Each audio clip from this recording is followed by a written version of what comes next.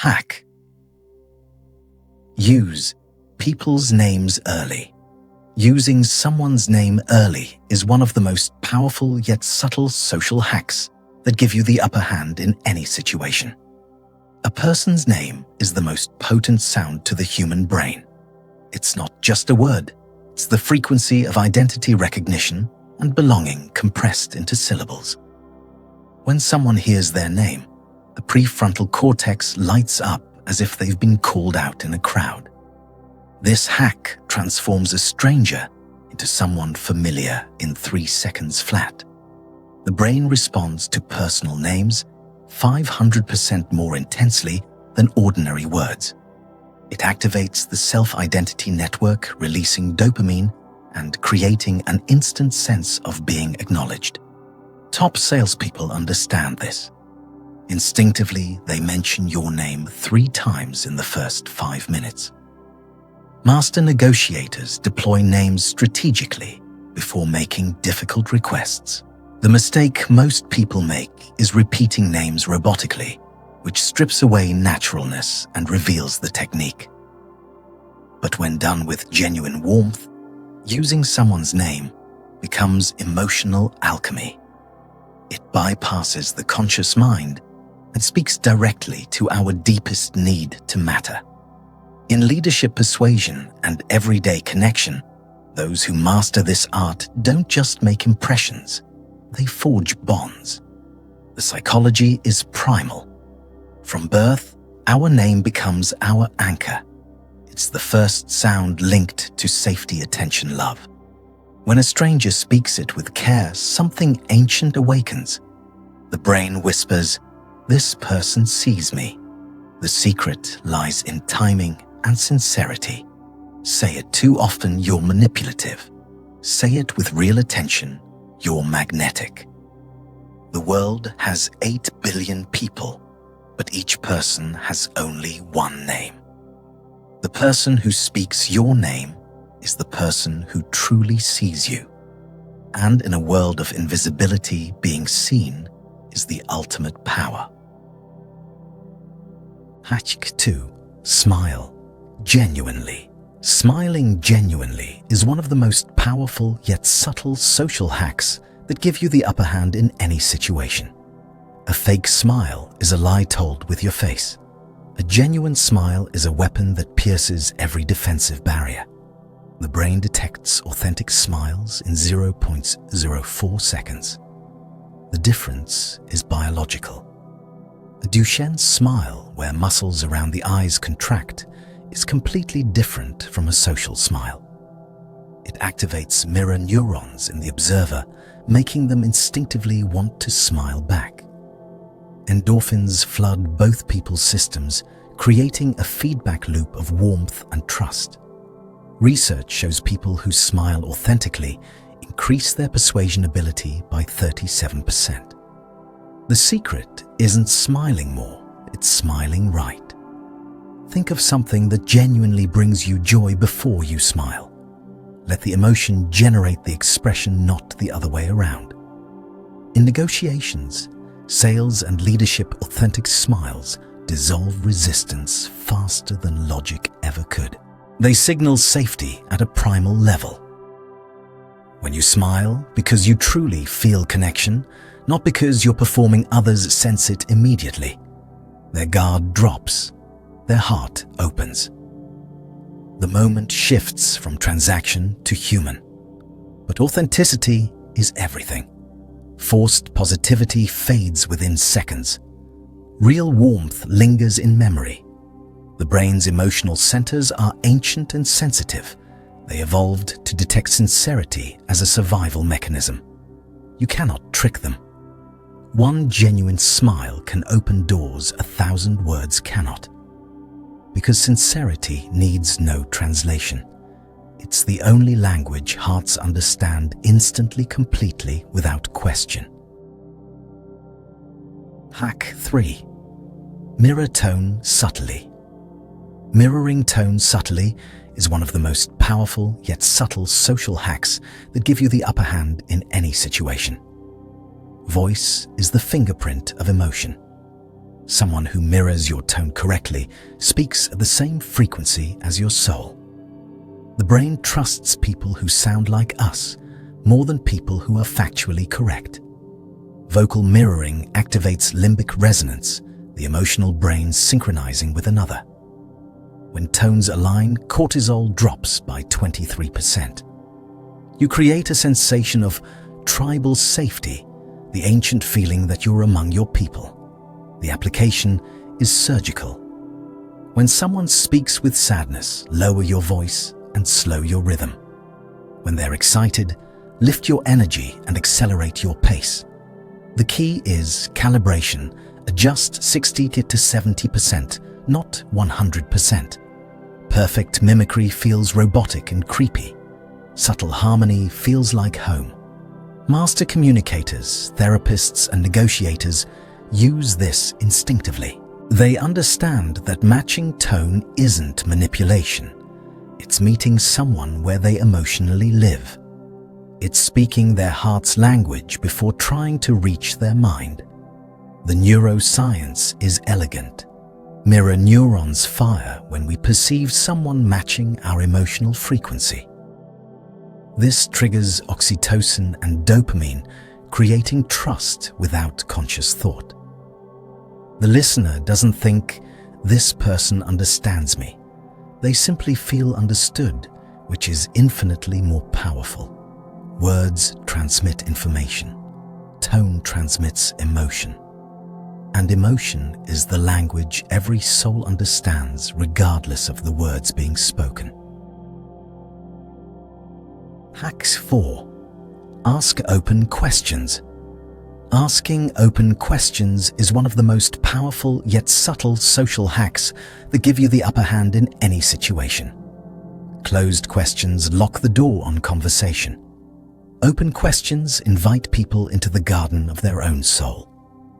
The person who knows how to ask is smarter than the person who knows how to answer. Open questions activate the prefrontal cortex, the brain's creative center.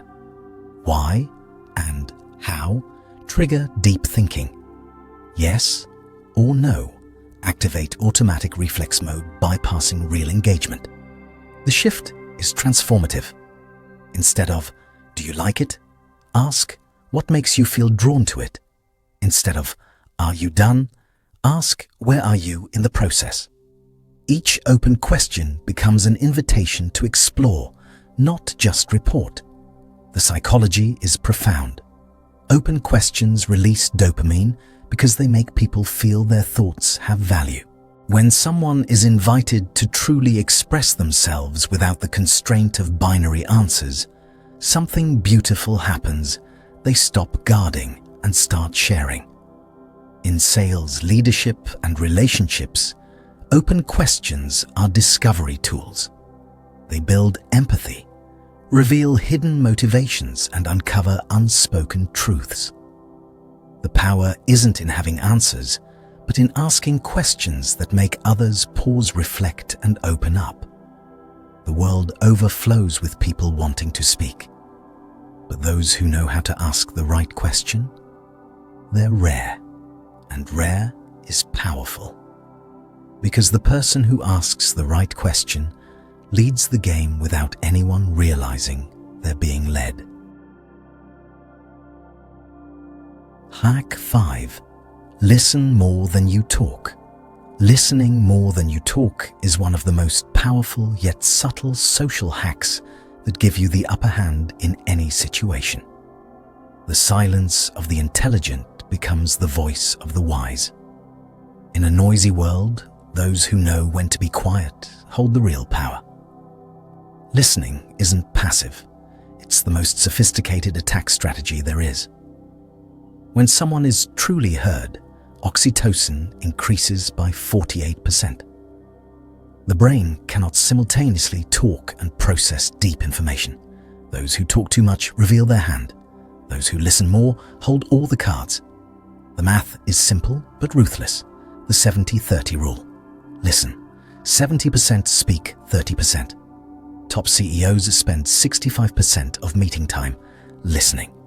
They understand that listening is data collection before the killing move. active listening is composed work. Nodding reflective phrases, paraphrasing these, tell the speaker their words landed. When you resist the urge to fill silence, you force them to fill it with authenticity. You learn what truly matters. You map objections before they surface. You make the other person feel safer with you than with anyone else. The leverage is emotional. While others perform, you observe. While they reveal, you absorb.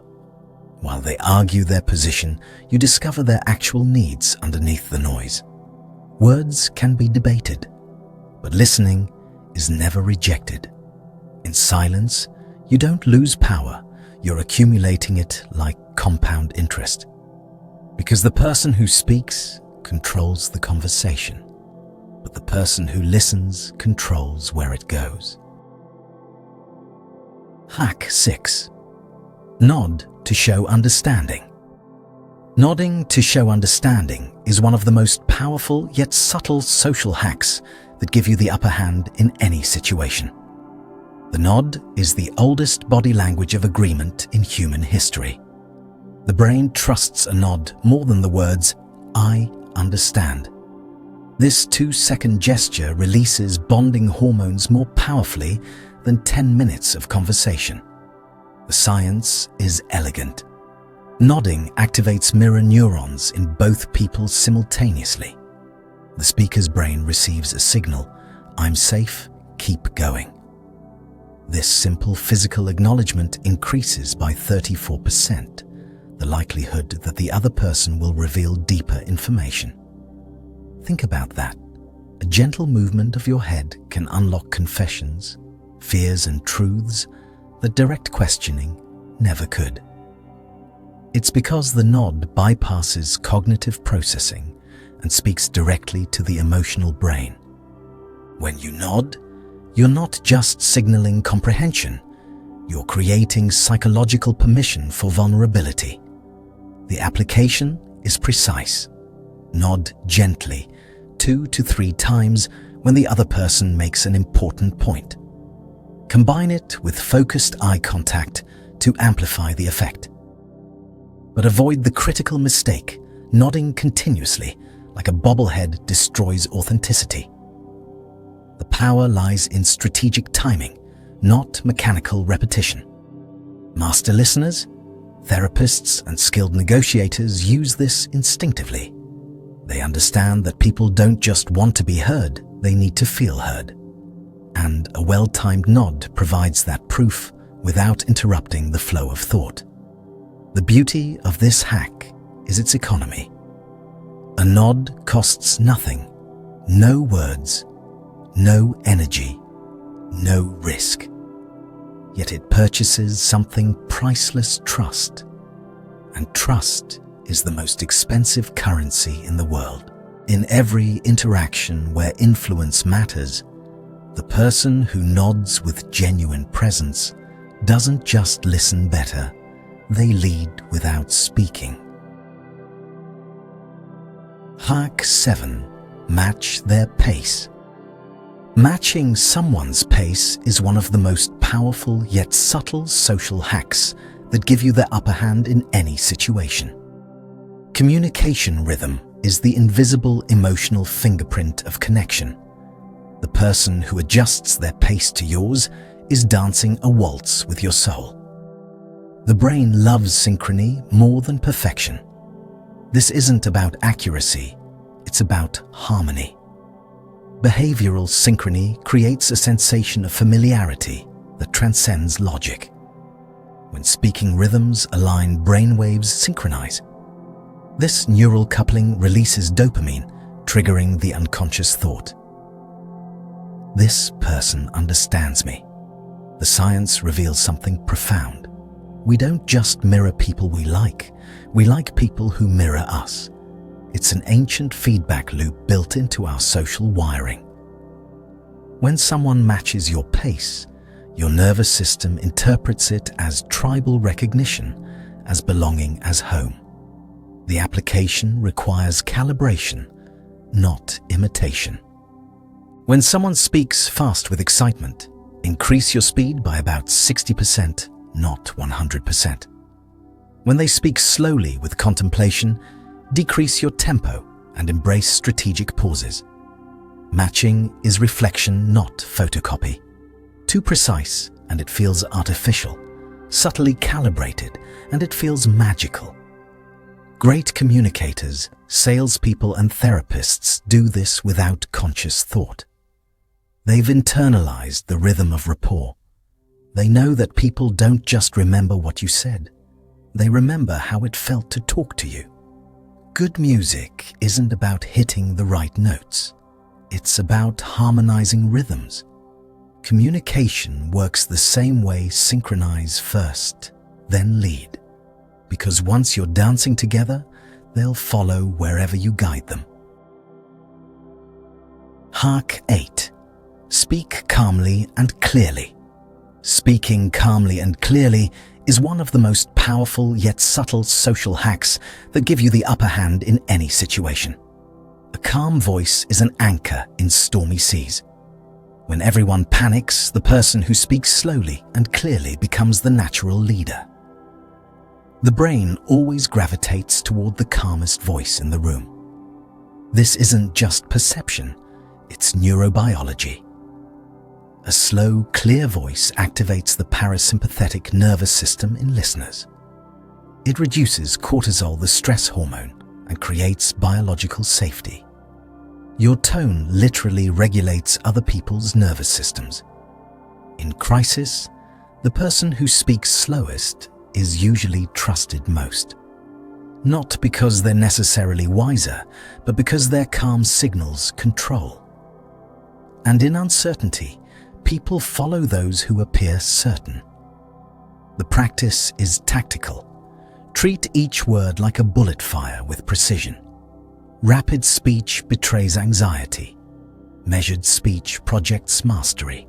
Master negotiators, surgeons, and leaders in high-stakes environments all share this trait. They don't raise their voice when stakes rise, they lower it. They understand that volume doesn't create authority. Clarity does. When you speak with deliberate pace and crystalline pronunciation, every word carries exponential weight. The power doesn't lie in volume, but in lucidity. The person who chairs the room isn't the loudest speaker, it's the calmest one. Because panic is contagious, but so is composure. And in any situation where influence matters, your voice becomes your weapon. Not through aggression, but through unshakable clarity that cuts through chaos like a blade through fog. Hack 9. Keep posture open. Keeping your posture open is one of the most powerful yet subtle social hacks that give you the upper hand in any situation. Your body speaks before your mouth opens. Open posture is a wordless invitation. I am not dangerous. The brain evaluates body language in 0.07 seconds, faster than conscious thought. Before you say a word, you've already been judged. The verdict is written in your shoulders, your arms, your stance. Open posture increases testosterone, the confidence hormone, by 20%. It decreases cortisol, the stress hormone, by 25%. Change your biochemistry, change your emotions. This isn't metaphorical, it's measurable. When you stand with shoulders back, arms uncrossed, palms facing outward, your endocrine system responds as if you've already won. And when your body believes you're powerful, others believe it too. The application is immediate. Before important meetings, adopt a power pose for 2 minutes. It sounds absurd until you feel the shift. Closed posture creates an invisible wall. Open posture builds an invisible bridge. People unconsciously lean toward those whose bodies signal safety and confidence. But here's what most miss: open posture doesn't just influence how others see you. It transforms how you see yourself. Your physiology guides your psychology. Stand like a leader, and your brain starts producing the chemistry of leadership. Before you say, "I am confident," your body has already declared it. And people always trust the body over the words, because the body cannot lie, at least not convincingly. In every room, the person with the most open posture commands attention without demanding it. Hack 10. Use we instead of I. Using we instead of I is one of the most powerful yet subtle social hacks that give you the upper hand in any situation. I creates boundaries. We erases borders. Change one word, change the entire dynamic. The brain has been programmed for 40,000 years to seek the tribe. This linguistic shift triggers something primal. We activates brain regions associated with community and collective identity. It increases oxytocin, creating a feeling of belonging. This is tribal instinct, the ancient recognition that we survive together or perish alone. The psychology is elegant. When you say, "I think we should," instead of "I think I should," you're not just including others grammatically, you're including them emotionally. You transform individual action into collective mission. And collective missions inspire loyalty that individual ambitions never could. The application reveals mastery.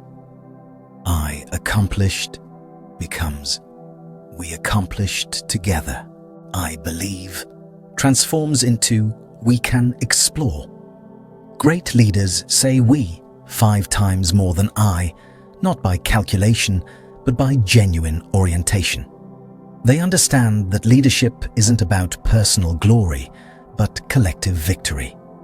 The research is unambiguous. Teams with leaders who use collective language outperform teams with leaders who use singular language by massive margins. Because we doesn't just change perception, it changes reality. It converts observers into participants, employees into owners, followers into partners. The lone hero can win battles, but the we leader wins wars. Because real power isn't about conquest, it's about connection. And the moment you shift from I to we, you stop being a commander and become a catalyst for something far more powerful than individual achievement. Hack 11. Give credit often. Giving credit often is one of the most powerful yet subtle social hacks that give you the upper hand in any situation. Shared credit doubles your credibility capital. The person who hoards recognition gets respected once. The person who distributes it earns loyalty for life. The neuroscience is compelling. When someone receives acknowledgement, serotonin spikes dramatically in their brain. This creates positive emotional debt, a silent obligation that transcends financial transaction. People repay recognition, not with money, but with unwavering loyalty. This isn't soft leadership, it's strategic genius. When you publicly credit someone's contribution, you're not diminishing your own achievement, you're multiplying it. Because the person you acknowledge becomes invested in your continued success. They become your advocate in rooms you'll never enter. The application requires specificity.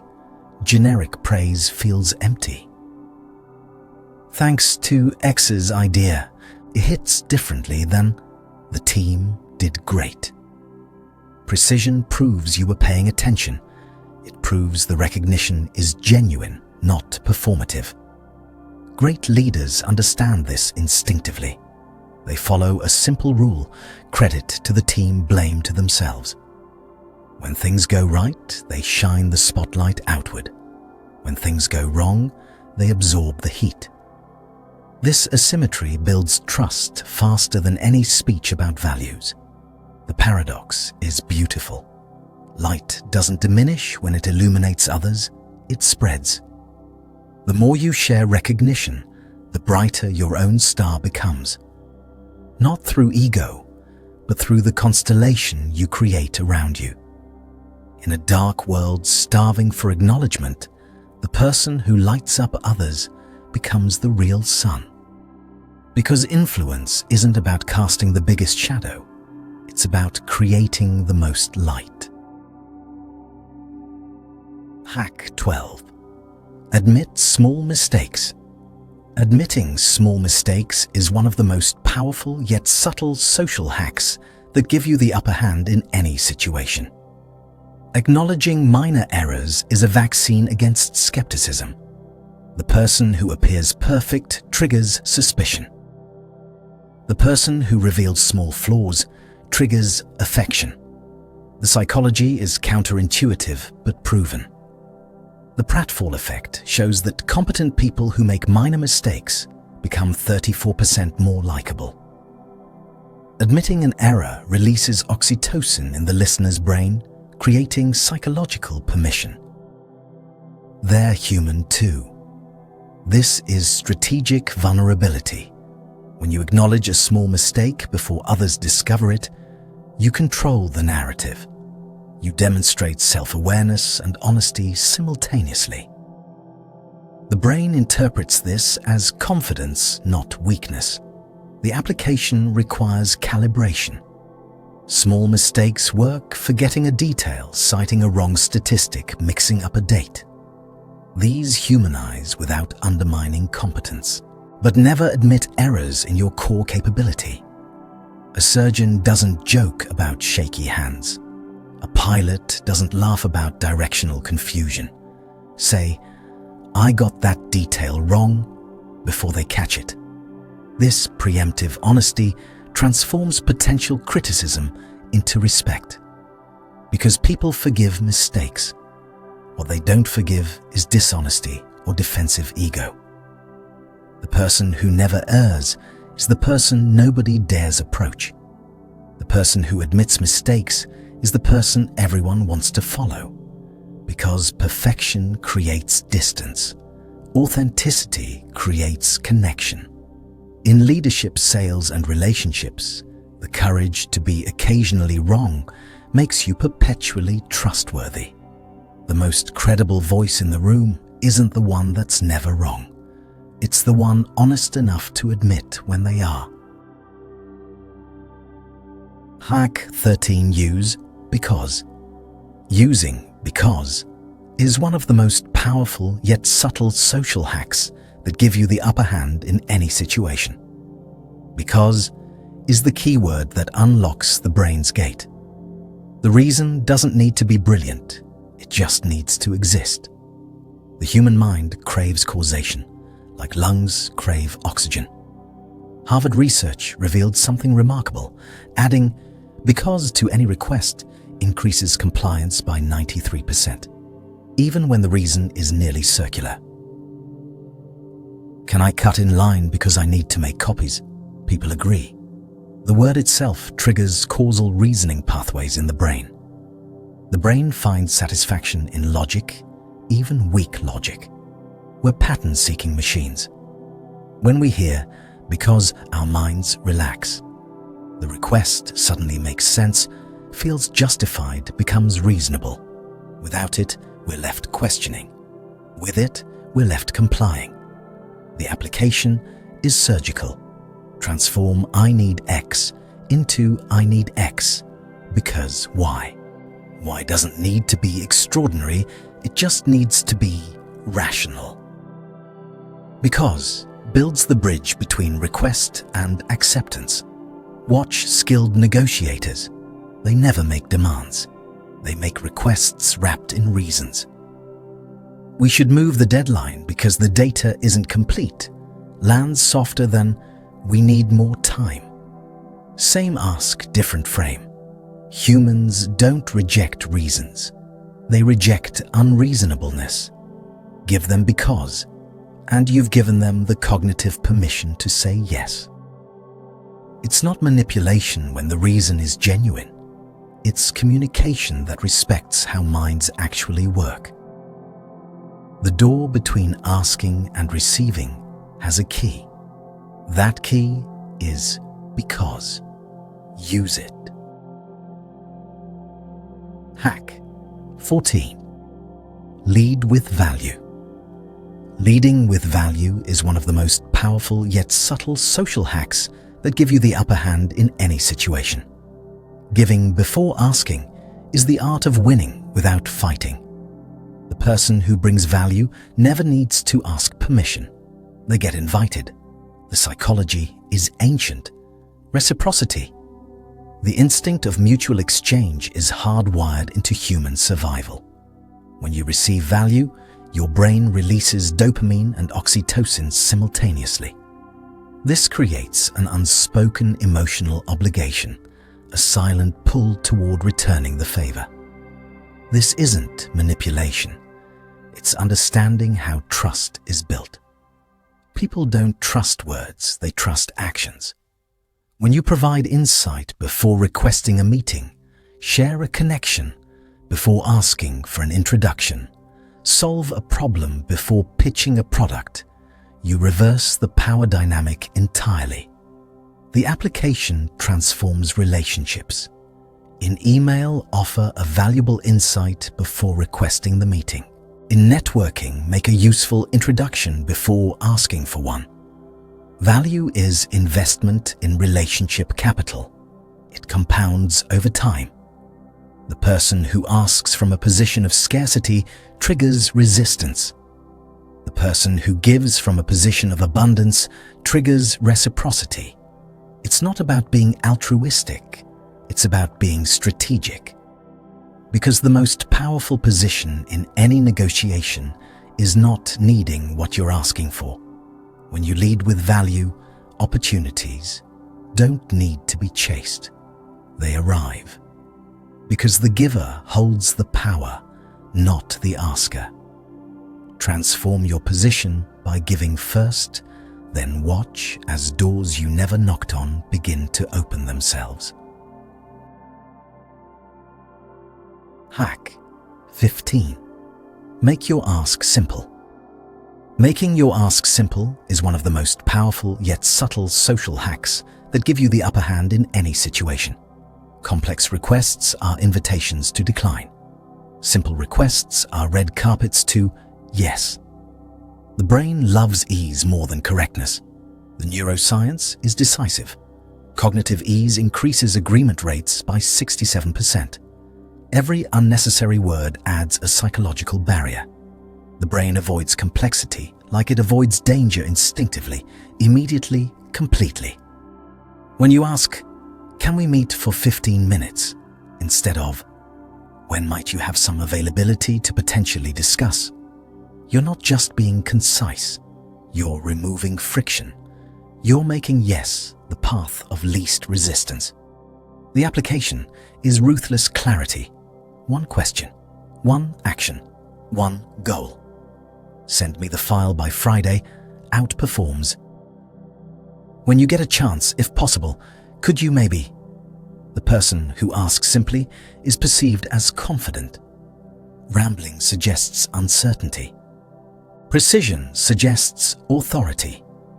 Great salespeople, leaders, and negotiators understand this instinctively. They distill their request to its essence.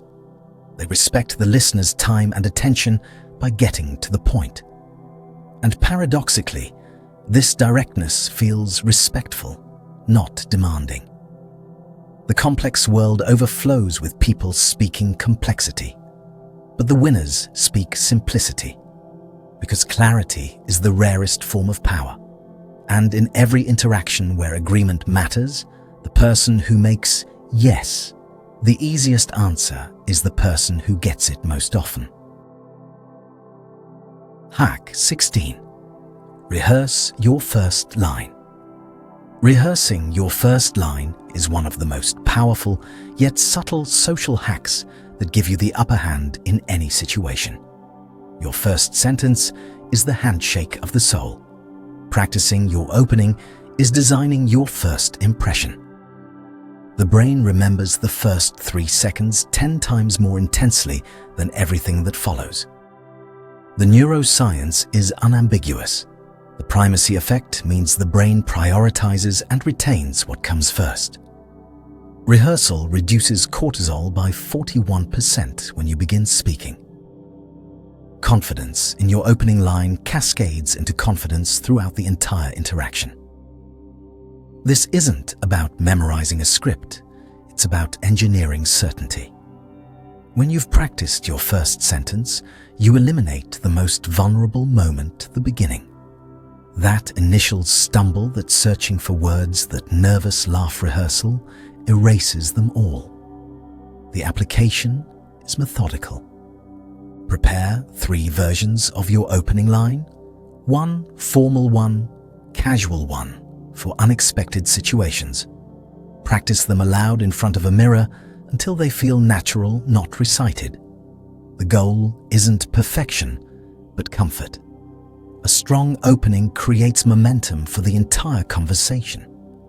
It sets the tone, establishes your presence, and gives you a foundation to build from.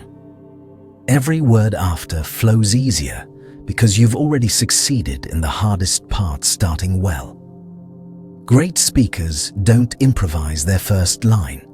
They design it like architects design an entrance. Because a beautiful door determines whether anyone walks through. The first impression isn't about luck, it's about preparation. And those who prepare their opening don't just speak better, they command attention from the very first breath. Hack 17. Follow up fast. Following up fast is one of the most powerful yet subtle social hacks that give you the upper hand in any situation.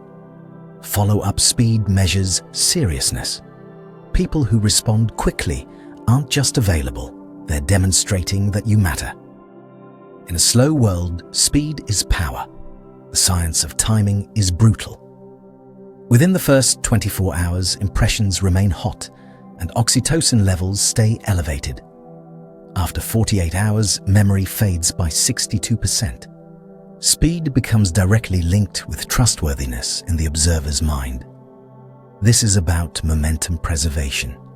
Every conversation, every meeting, every connection generates energy. That energy has a half-life. The faster you follow up, the more of that original energy you capture and extend. The application requires discipline. Follow up within 4 hours when possible. The formula is elegant. Thank you for the conversation. One specific highlight. Clear next step. Fast, but not rushed. Specific, not generic. Most people let opportunities die in the gap between intention and action. They mean to follow up. They plan to reach out. But by the time they do, the moment has passed. The other person has moved on mentally and emotionally. Momentum decays with time. The person who matches momentum captures outcomes. The person who delays isn't losing opportunities, they're actively surrendering them. Because in the economy of human attention, responsiveness signals respect. And respect consistently demonstrated becomes influence. The fast don't just win. They're the only ones still in the game. Hack 18. Use stories, not stats. Using stories instead of stats is one of the most powerful yet subtle social hacks that give you the upper hand in any situation. Data convinces the mind. Stories capture the heart. The brain remembers emotions 22 times more powerfully than facts. You cannot create a movement with a spreadsheet. The neuroscience is dramatic. Stories activate 7 regions of the brain. Statistics activate only 2. When you tell a story, mirror neurons fire in the listener's brain, making them live inside the narrative. This triggers simultaneous releases of dopamine and oxytocin, the combination for long-term memory formation. This is why every great leader, revolutionary, and visionary speaks in stories. They understand that humans don't make decisions based on logic. We make them based on feeling, then justify them with logic afterward. The application transforms communication. Revenue increased 40% is forgettable. Meet John, who went from bankruptcy to breakthrough by, is unforgettable. Every effective story needs 3 elements: character, conflict, transformation. One authentic story outweighs 100 slides of data. Because stories aren't just information delivery, they're experience transfer. When someone hears a well-told story, their brain activity synchronizes with the storytellers. They don't just understand, they feel. People forget what you said, but they remember how you made them feel. And feelings, only stories awaken those. In every pitch, presentation, and persuasion attempt, the person with the better story wins.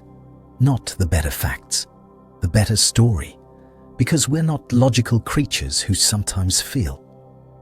We're emotional creatures who sometimes think. Hack 19. Compliment specifically. Complimenting specifically is one of the most powerful yet subtle social hacks that give you the upper hand in any situation. Generic compliments are noise. Specific compliments are music. You're great, everyone hears. The way you handled X was brilliant. Only you hear.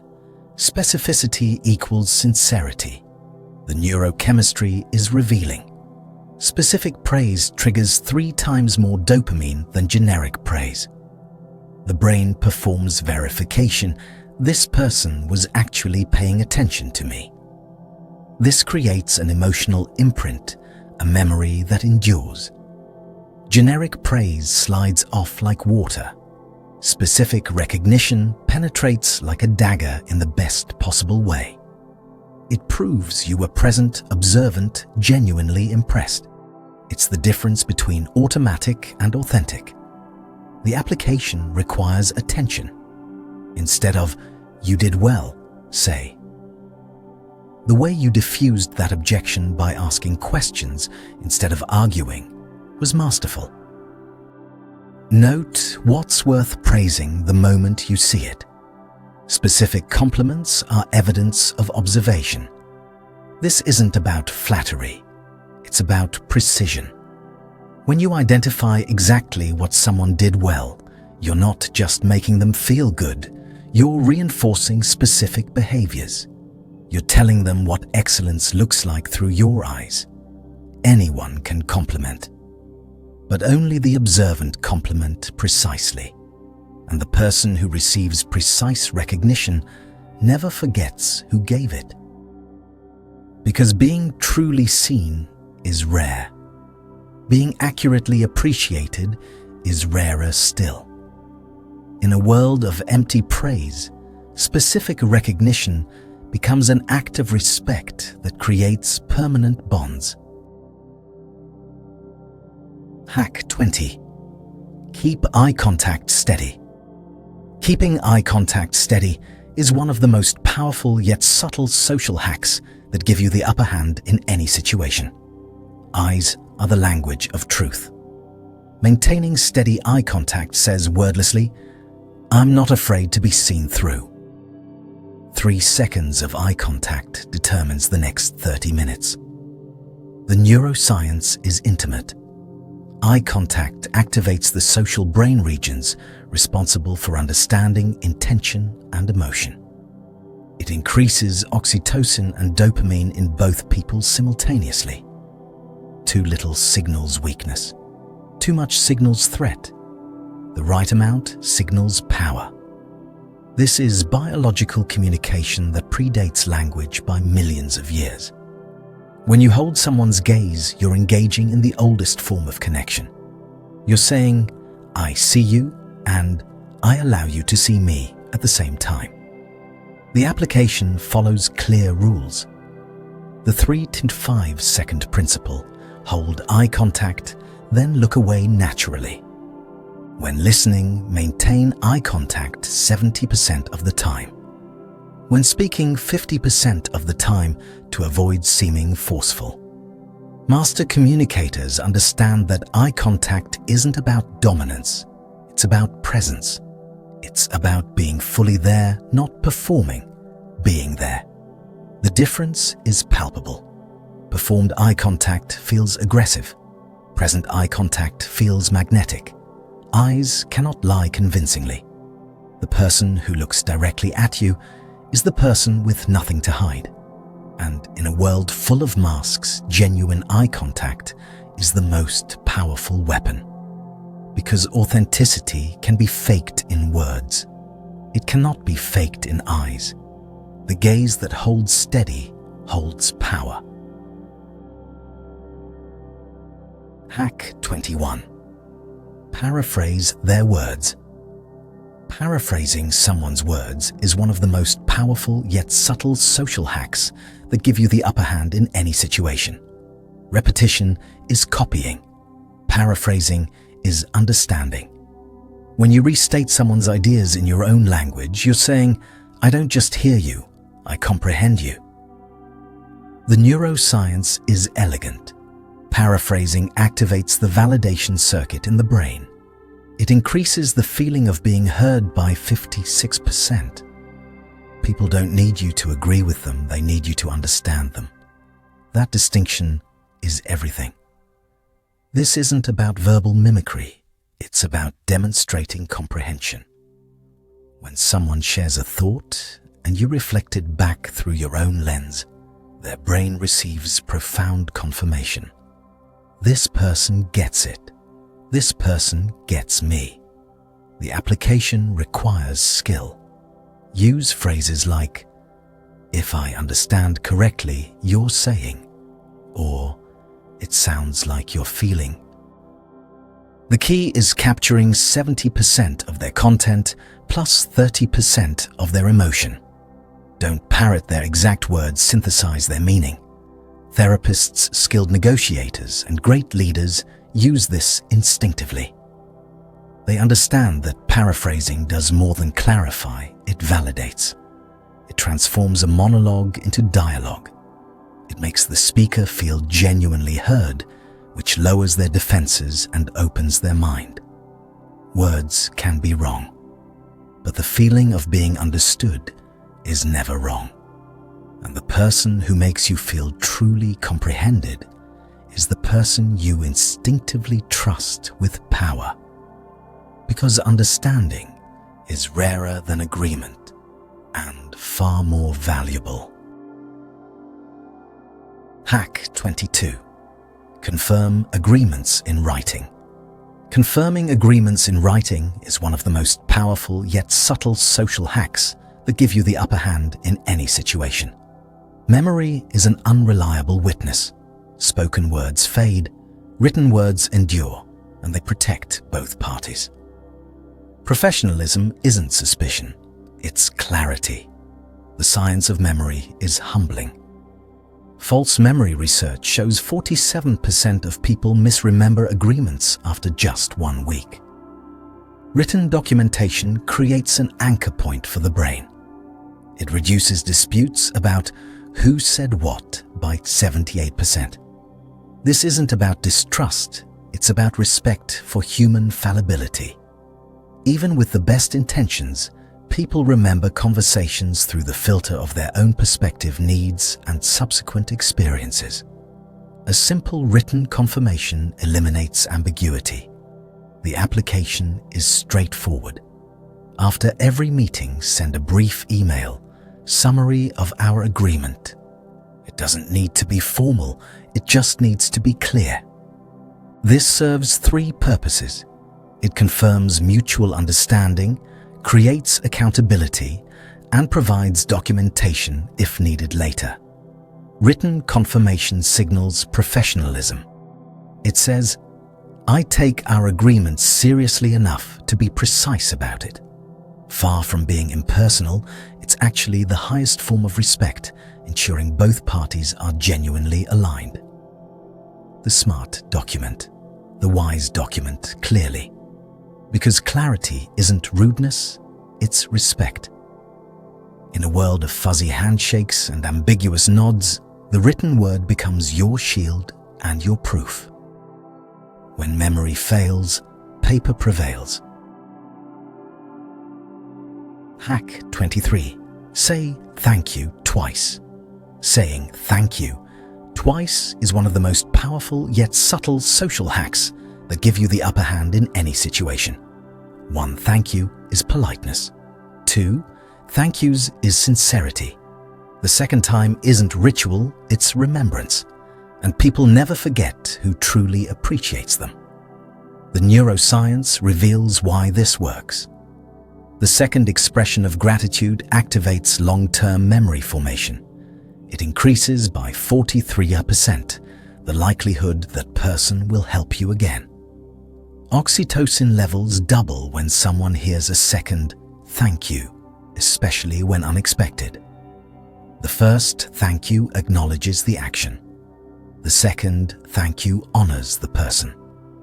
This distinction transforms transactional appreciation into relational bonding. Most people say thanks once and move on. The second thank you stands out precisely because it's rare.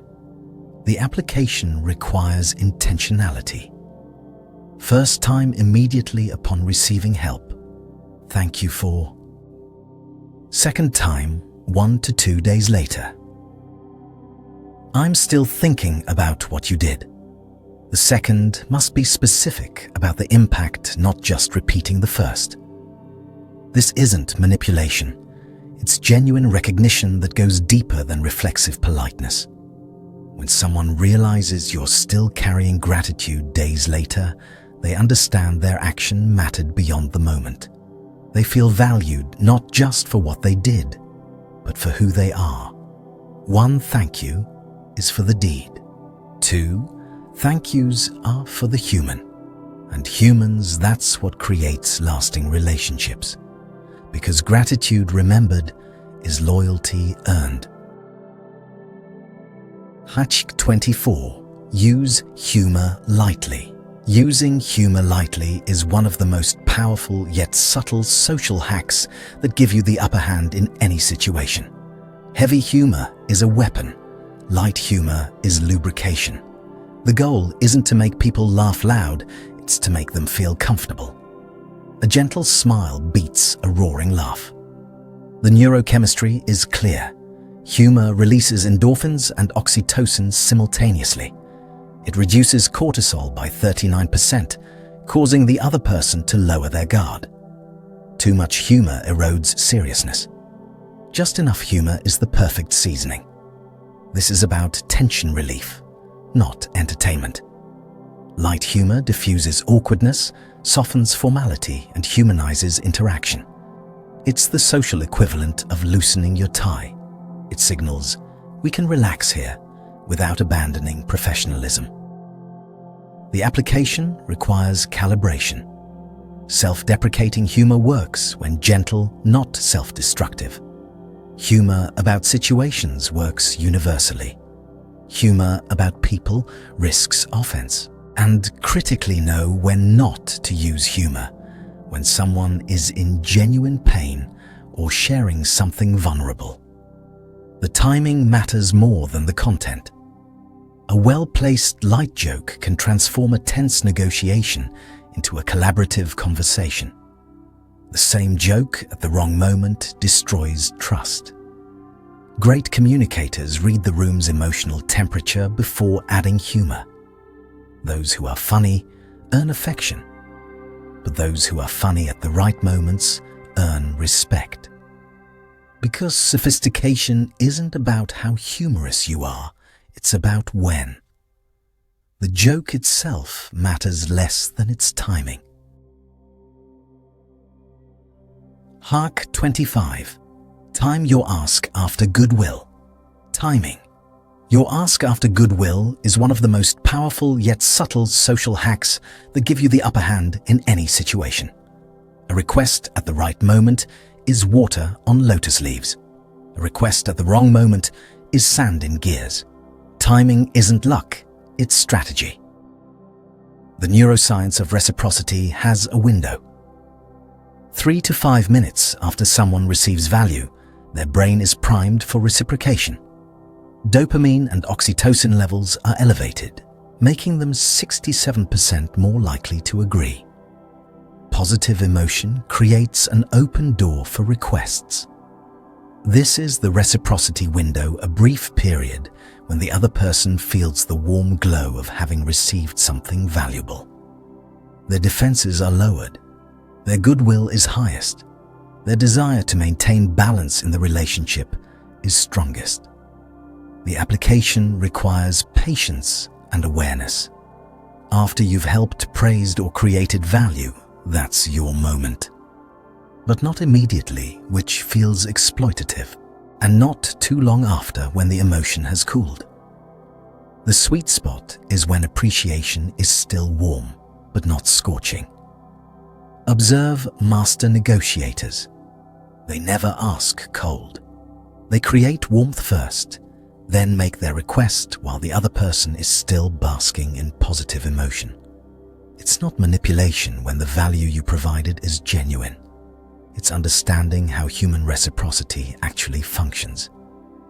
The shallow ask anytime. The wise ask when hearts are open. Because yes isn't extracted through pressure. It's cultivated through strategic generosity and impeccable timing. The answer you seek isn't in your question. It's in the moment you choose to ask it. Hack 26. Keep meetings short. Keeping meetings short is one of the most powerful yet subtle social hacks that give you the upper hand in any situation. Long meetings are crimes against time. Short meetings are respect for intelligence. 30 minutes of focus beats 2 hours of meandering. The neuroscience is unforgiving. Attention span drops by 43% after just 18 minutes. Short meetings increase productivity by 71%.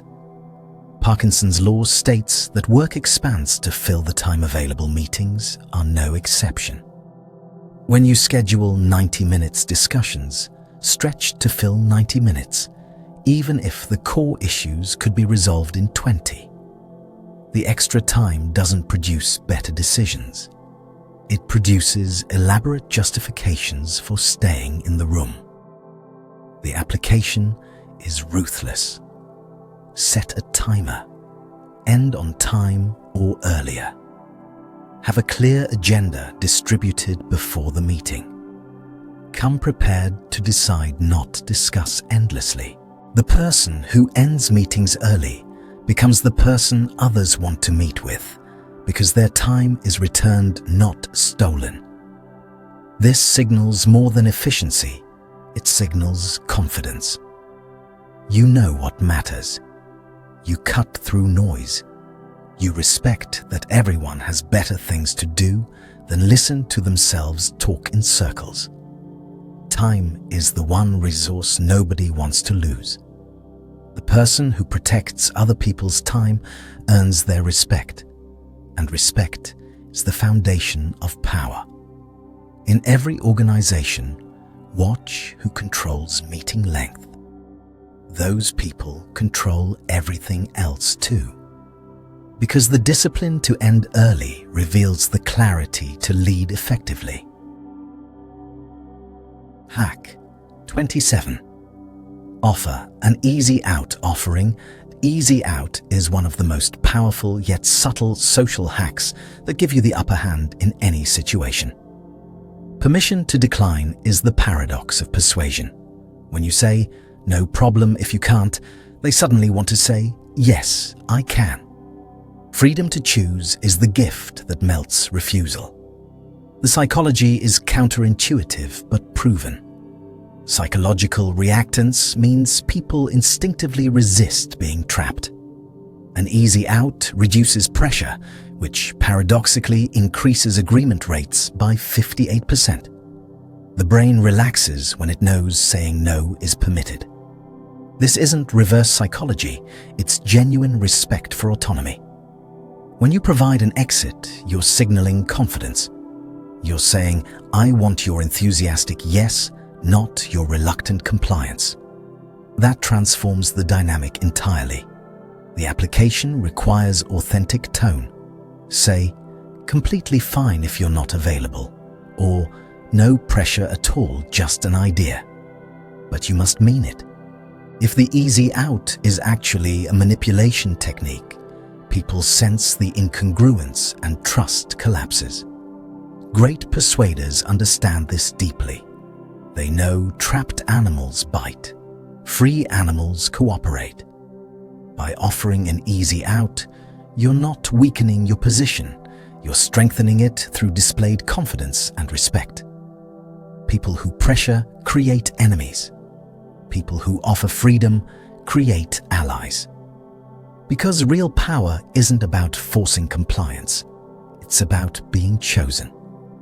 And choice freely given creates loyalty that coercion never could. Hack 28. Give options, not orders. Giving options instead of orders is one of the most powerful yet subtle social hacks that give you the upper hand in any situation. Commands create resistance, choices create cooperation. Do X versus do you think X or Y works better? The difference is the illusion of control which generates real influence. The neuroscience is fundamental. Autonomy is a basic brain need hardwired into our psychology. When you present 2 or 3 options, you activate the decision-making regions of the brain. When someone chooses, they feel ownership over that decision, even if all options lead to your desired outcome. This is elegant architecture of influence. You're guiding without dictating. You're leading without commanding. The other person doesn't feel manipulated because they made the choice. Their brain releases dopamine from the act of deciding, creating positive association with the outcome. The application is surgical. Meet at 2 or 4 instead of let's meet at 2. Limit options to 2 or 3 more creates paralysis. Ensure all options lead to acceptable outcomes for you. You're not offering unlimited freedom, you're offering guided autonomy. Master leaders, parents, and negotiators do this instinctively. They understand that people resist being told what to do, but embrace choices they make themselves. The ego needs to feel in control, even when being gently steered. Command through orders creates false power. Lead through options creates real influence. Because people don't follow those who command them. They follow those who respect their right to choose. Hack 29. Use scarcity ethically. Using scarcity ethically is one of the most powerful yet subtle social hacks that give you the upper hand in any situation. Scarcity is the golden principle of value. But fake scarcity is poison to trust. Use real scarcity, that's the art. The psychology is primal. FOMO, fear of missing out, activates the amygdala, the brain's threat detection center. Scarcity increases perceived value by 48%. Loss aversion means we fear losing more intensely than we desire gaining. This is evolutionary wiring, not modern marketing. But here's the critical distinction. Real scarcity creates urgency. Fake scarcity creates distrust. When you say, only 3 slots left, and there are actually only 3 slots, you're providing valuable information. When you say it, but it's not true, you've just destroyed your credibility forever. The application demands integrity. Offer ends this month, only if there's a genuine deadline. Limited availability, only if availability is truly limited. Never, under any circumstances, manufacture false scarcity. The short-term gain is obliterated by permanent reputation damage. Ethical scarcity respects the other person's intelligence. It says, this is real information to help you decide, not, I'm trying to trick you into acting. People can sense manipulation. When scarcity is authentic, it informs. When it's fabricated, it insults. Real scarcity creates urgency. Fake scarcity creates distrust. Choose to be trustworthy, not a dirty salesperson. Because in the long game, integrity is the only strategy that compounds. Hack 30. Ask for advice. Not help asking for advice. Instead of help is one of the most powerful yet subtle social hacks that give you the upper hand in any situation.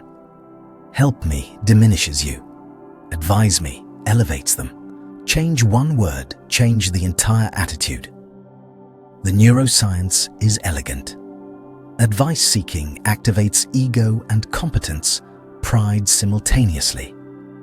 When you ask for advice, you're signaling that you respect someone's expertise and judgment. You're not asking them to do work, you're asking them to share wisdom. This feels honoring, not burdensome. The person giving advice feels valued for their insight, not their labor. This triggers a 76% increase in willingness to provide additional support later, because you've made them invested in your success. When you follow their advice, you validate their expertise. The application is linguistic precision. Could you advise me on, instead of, could you help me? After receiving advice, update them on the results. This completes the loop and deepens their investment in you. They become mentors, not helpers. Advice equals respect. Help equals pity. The distinction matters because of how it positions the relationship. Asking for help creates a dynamic where you're in need and they're rescuing. Asking for advice creates a dynamic where you're learning and they're teaching. Teachers invest in students far more than rescuers invest in victims. Those who ask for help create burdens. Those who ask for advice create advisors. And advisors will take you infinitely farther than helpers ever will. Because advisors become personally invested in your journey, not just your immediate problem. Hack 31. Use silence to your advantage. Using silence to your advantage is one of the most powerful yet subtle social hacks that give you the upper hand in any situation. Silence isn't weakness, it's the most potent psychological weapon.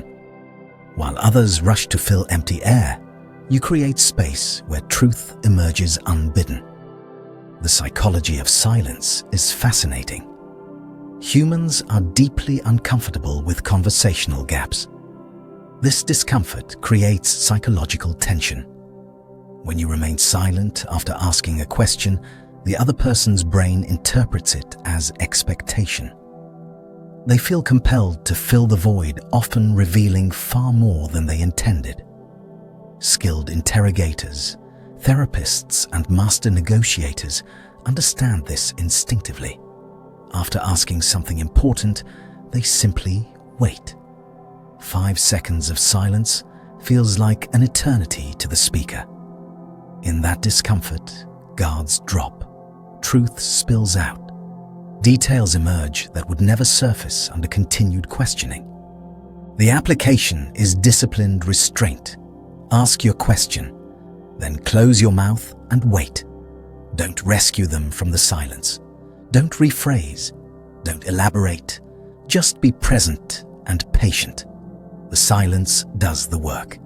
This works because silence shifts power. The person talking is the person revealing. The person listening is the person learning. Every word they add gives you more information, more leverage, more understanding of their true position. Those who talk too much show their cards. Those who embrace silence hold theirs. Because in negotiation, in conflict, in any high-stakes conversation, the person comfortable with silence controls the outcome. Silence isn't the absence of communication, it's the most persuasive form of it. Hack 32. Frame around shared goals. Framing around shared goals is one of the most powerful yet subtle social hacks that give you the upper hand in any situation.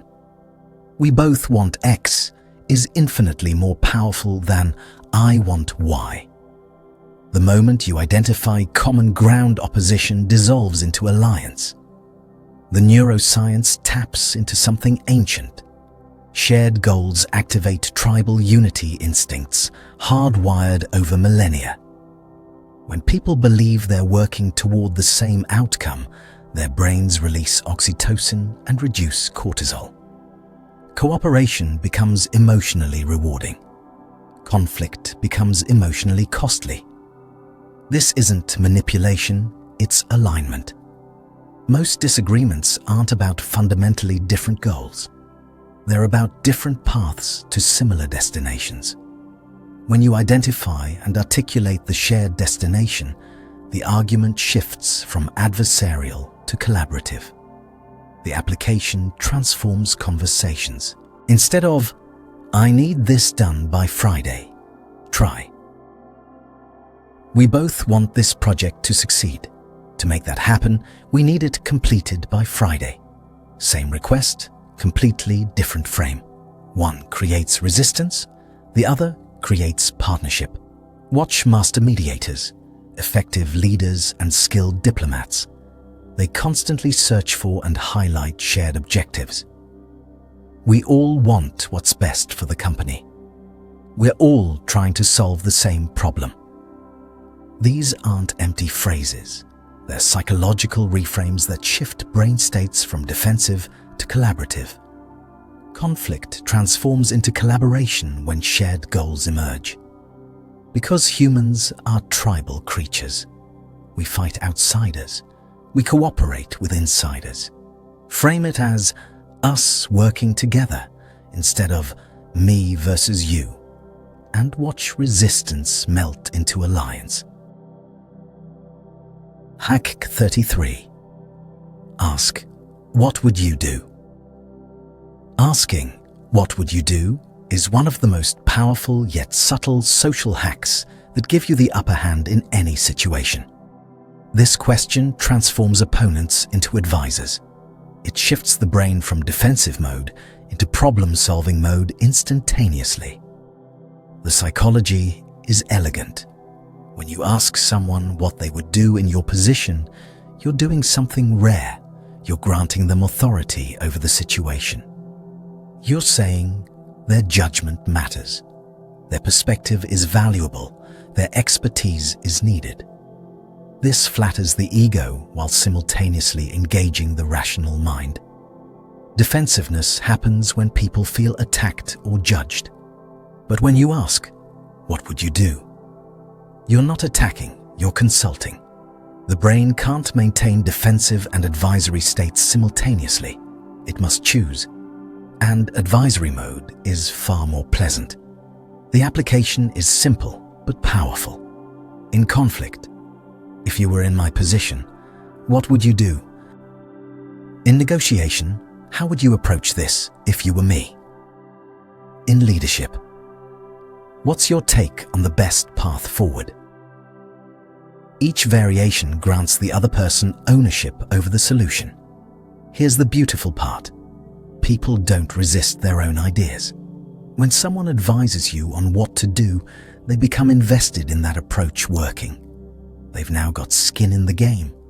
Their ego is attached to the solution's success. People don't fight against solutions they created. They defend them. By asking what they would do, you transform critics into collaborators, opponents into advisors, resistance into partnership. Hack 34. Use real examples. Using real examples is one of the most powerful yet subtle social hacks that give you the upper hand in any situation. Real examples beat abstract theory by a factor of 100. Concrete cases activate the visual cortex, creating mental imagery that abstract concepts never achieve. The neuroscience is clear. When you describe something that actually happened, The listener's brain doesn't just process language, it creates a mental simulation. Mirror neurons fire as if they're experiencing the event themselves. This creates far deeper encoding than abstract principles ever could. Abstract customer satisfaction is important. Concrete. Last week, Sarah spent 3 hours helping a customer troubleshoot an issue that wasn't even our fault. That customer just renewed for 3 years. The second version creates a vivid mental movie. The first creates nothing. The application is storytelling with specificity. Instead of usually people, say, last Tuesday, John. Instead of research shows, say, when we tested this with 50 customers, real names, real dates, real outcomes, specificity signals truth. This works because the human brain evolved to remember stories, not statistics.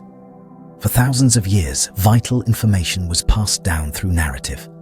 We're hardwired to pay attention to concrete examples, because that's how we learned what was safe to eat, where predators hunted how to survive. People trust what they can visualize. Give them the movie, not the theory. Because imagination engaged is memory created. And memory is what drives decisions long after your presentation ends. Hack 35. Write short emails. Writing short emails is one of the most powerful yet subtle social hacks that give you the upper hand in any situation. Short emails signal respect. Long emails signal burden. Cognitive load decreases with brevity, increasing response rates by 64%. The psychology is brutal. Every recipient looks at your email and makes an instant calculation. How much time and effort will this require? Long blocks of text trigger avoidance. Short, scannable messages trigger action.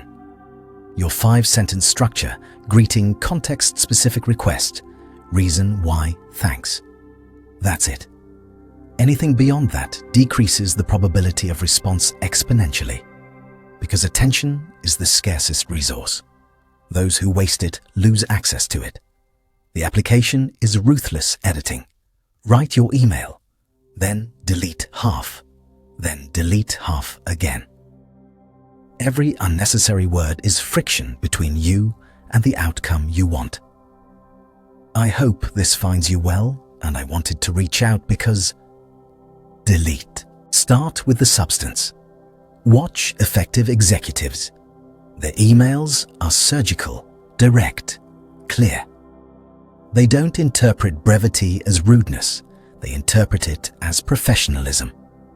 They understand that respecting someone's time is respecting someone's life. People who write concisely are perceived as intelligent, busy, important. People who ramble are perceived as unclear, unfocused, low status. The correlation is unfair but undeniable. Master brevity. Because in email, less is infinitely more. Hack 36. Clarify next steps. Clarifying next steps is one of the most powerful yet subtle social hacks that give you the upper hand in any situation. A meeting without clear next steps is a meeting that accomplished nothing. Clarity reduces anxiety and increases accountability simultaneously. The neuroscience of closure is powerful. The brain craves completed loops. Ambiguity creates persistent cognitive load. Your unconscious keeps processing the unresolved situation, draining mental energy. Clear next steps. Close the loop, freeing that energy for productive use. Most meetings end with vague goodwill. Great discussion, let's stay in touch. Then nothing happens, because nobody is accountable. Nobody has a specific action. The meeting becomes forgotten within 48 hours. The application is explicit verbal confirmation. Before anyone leaves, so I'll draft the proposal by Wednesday. You'll review by Friday. We'll finalize Monday. Does that work? Get verbal agreement. Create mutual accountability. Transform discussion into committed action. This isn't micromanagement, it's leadership. The person who clarifies next steps is the person who ensures things actually happen. They're not just participating in meetings, they're driving outcomes. Watch who does this consistently. Those are your high performers. Because they understand that clarity is kindness and specificity is respect. Vagueness might feel polite, but it's actually wasteful. The person who clarifies next steps doesn't just attend meetings, they lead them. Hack 37. Stay consistent. Staying consistent is one of the most powerful yet subtle social hacks that give you the upper hand in any situation. Consistency isn't rigidity, it's reliability. Predictability builds trust 83% more effectively than any single impressive action.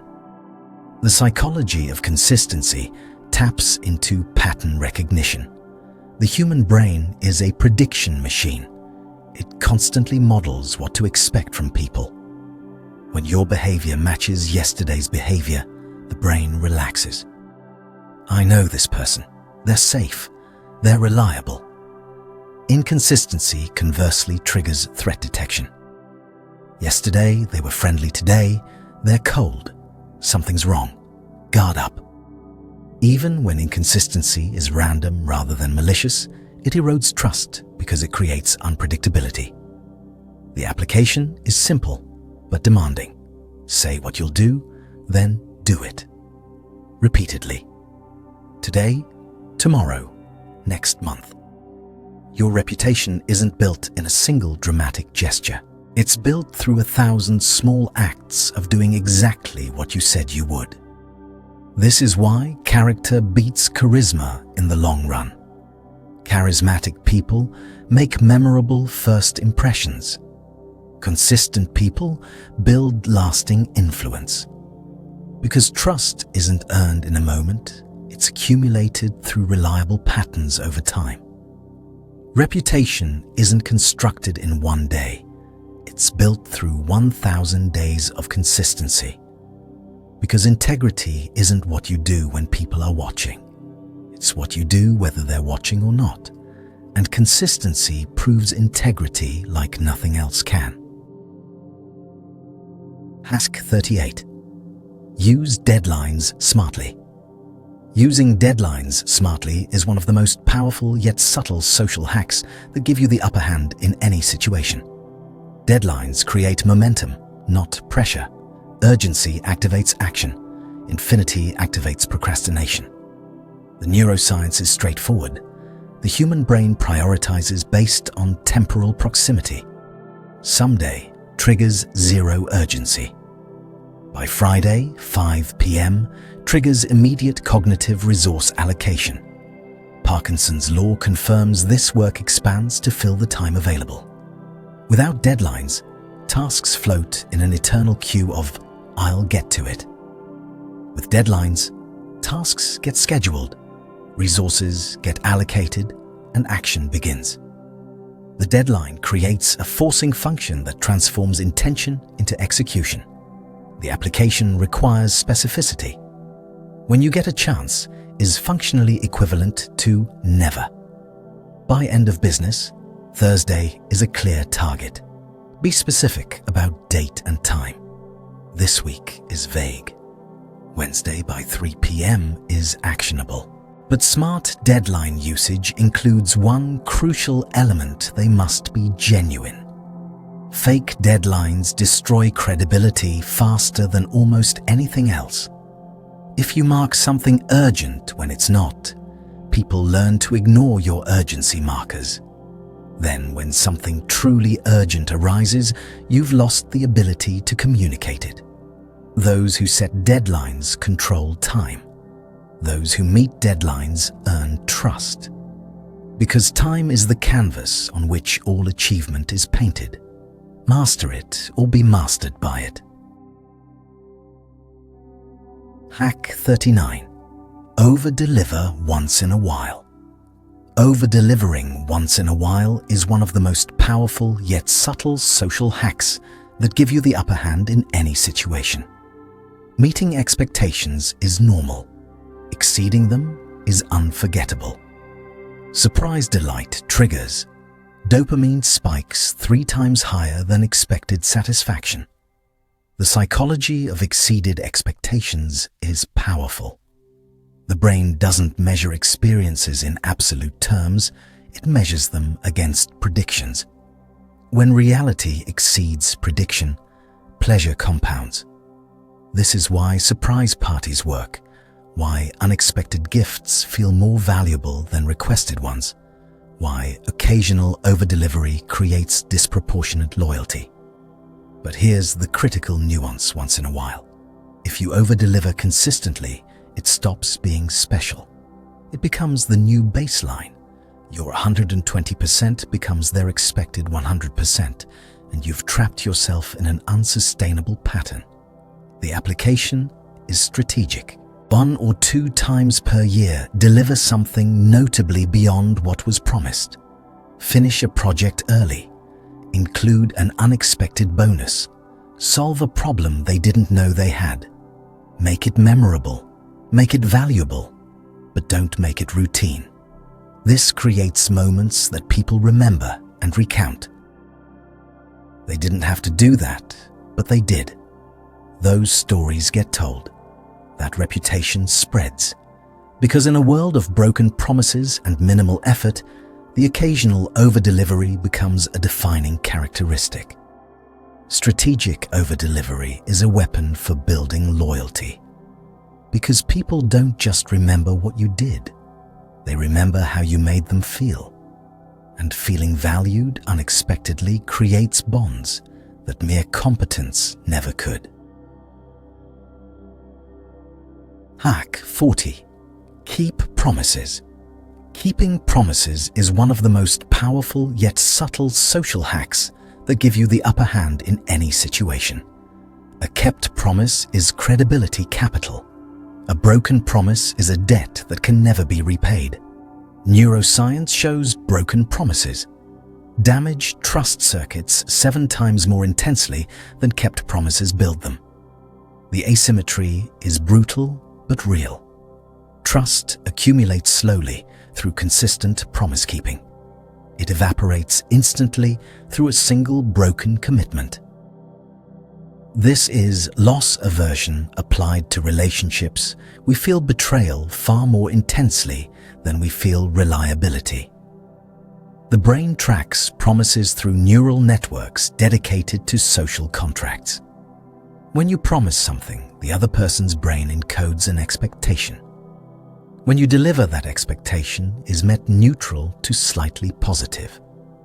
When you fail to deliver, that expectation is violated intensely negative. The math is unforgiving. The application is disciplined commitment. Promise less, deliver more. Better to underpromise and overdeliver than the reverse. When you're uncertain you can deliver, don't promise. Offer to try to attempt to work toward, but don't promise.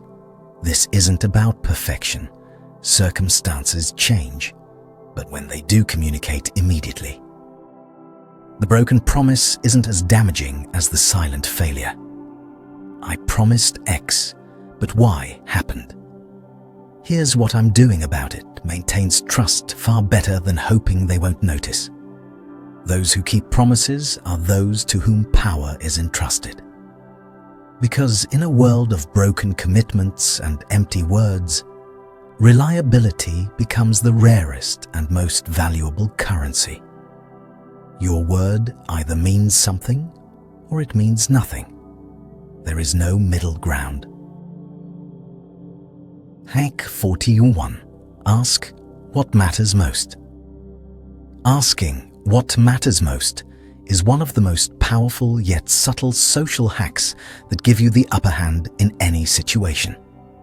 This question cuts straight to the heart of any issue, bypassing surface-level concerns to reach core values.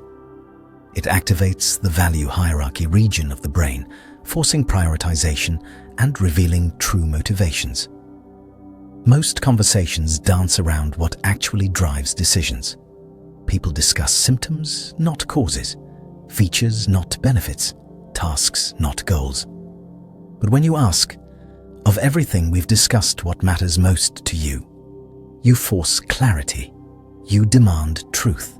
The neuroscience is illuminating. This question activates the medial prefrontal cortex, where value judgments and self-relevant processing occur. It makes people introspect deeply, moving from automatic responses to considered reflection. In that reflection, they reveal what truly drives them. The application transforms negotiations, sales, and leadership. In a product discussion, what matters most, speed, cost, or reliability? In a conflict, what outcome matters most to you? Here, in strategic planning, of all our goals, which matters most right now? The answers people give become your roadmap. Once you know what someone truly values, every subsequent argument can be framed around that priority. You're no longer guessing what resonates, you know. They've told you exactly where their decision-making center is located. Knowing their priority equals holding the key to persuasion. Because people don't buy features, they buy solutions to what matters most. Ask the question.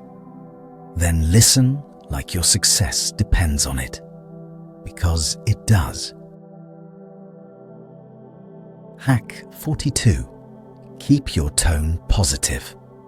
Keeping your tone positive is one of the most powerful yet subtle social hacks that give you the upper hand in any situation. Tone determines message impact 7 times more powerfully than words themselves. Positive tone reduces cortisol and increases oxytocin in listeners' brains. The same sentence in different tones creates completely different meanings. That's interesting, said with genuine curiosity, invites more sharing. The same words said with sarcasm shut down conversation. The words are identical.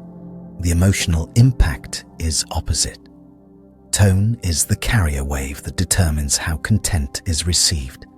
The neuroscience is clear. Tone is processed by the limbic system before words are processed by the language centers. Emotional meaning arrives first. Intellectual meaning arrives second. By the time someone understands your words, their emotional response to your tone has already been triggered. The application requires self-awareness. Monitor your tone, especially when stressed, frustrated, or disagreeing. Positive doesn't mean fake cheerfulness. It means conveying respect, openness, and constructive intent, even when delivering difficult messages. We need to address this problem. In a warm, steady tone creates partnership. The same words in a sharp, cold tone create defensiveness. The problem gets discussed either way, but the outcome diverges entirely based on tone. Those who control their tone control the room's emotional temperature. Because humans are emotional mirrors, we unconsciously match the energy we receive. Positive tone creates positive response.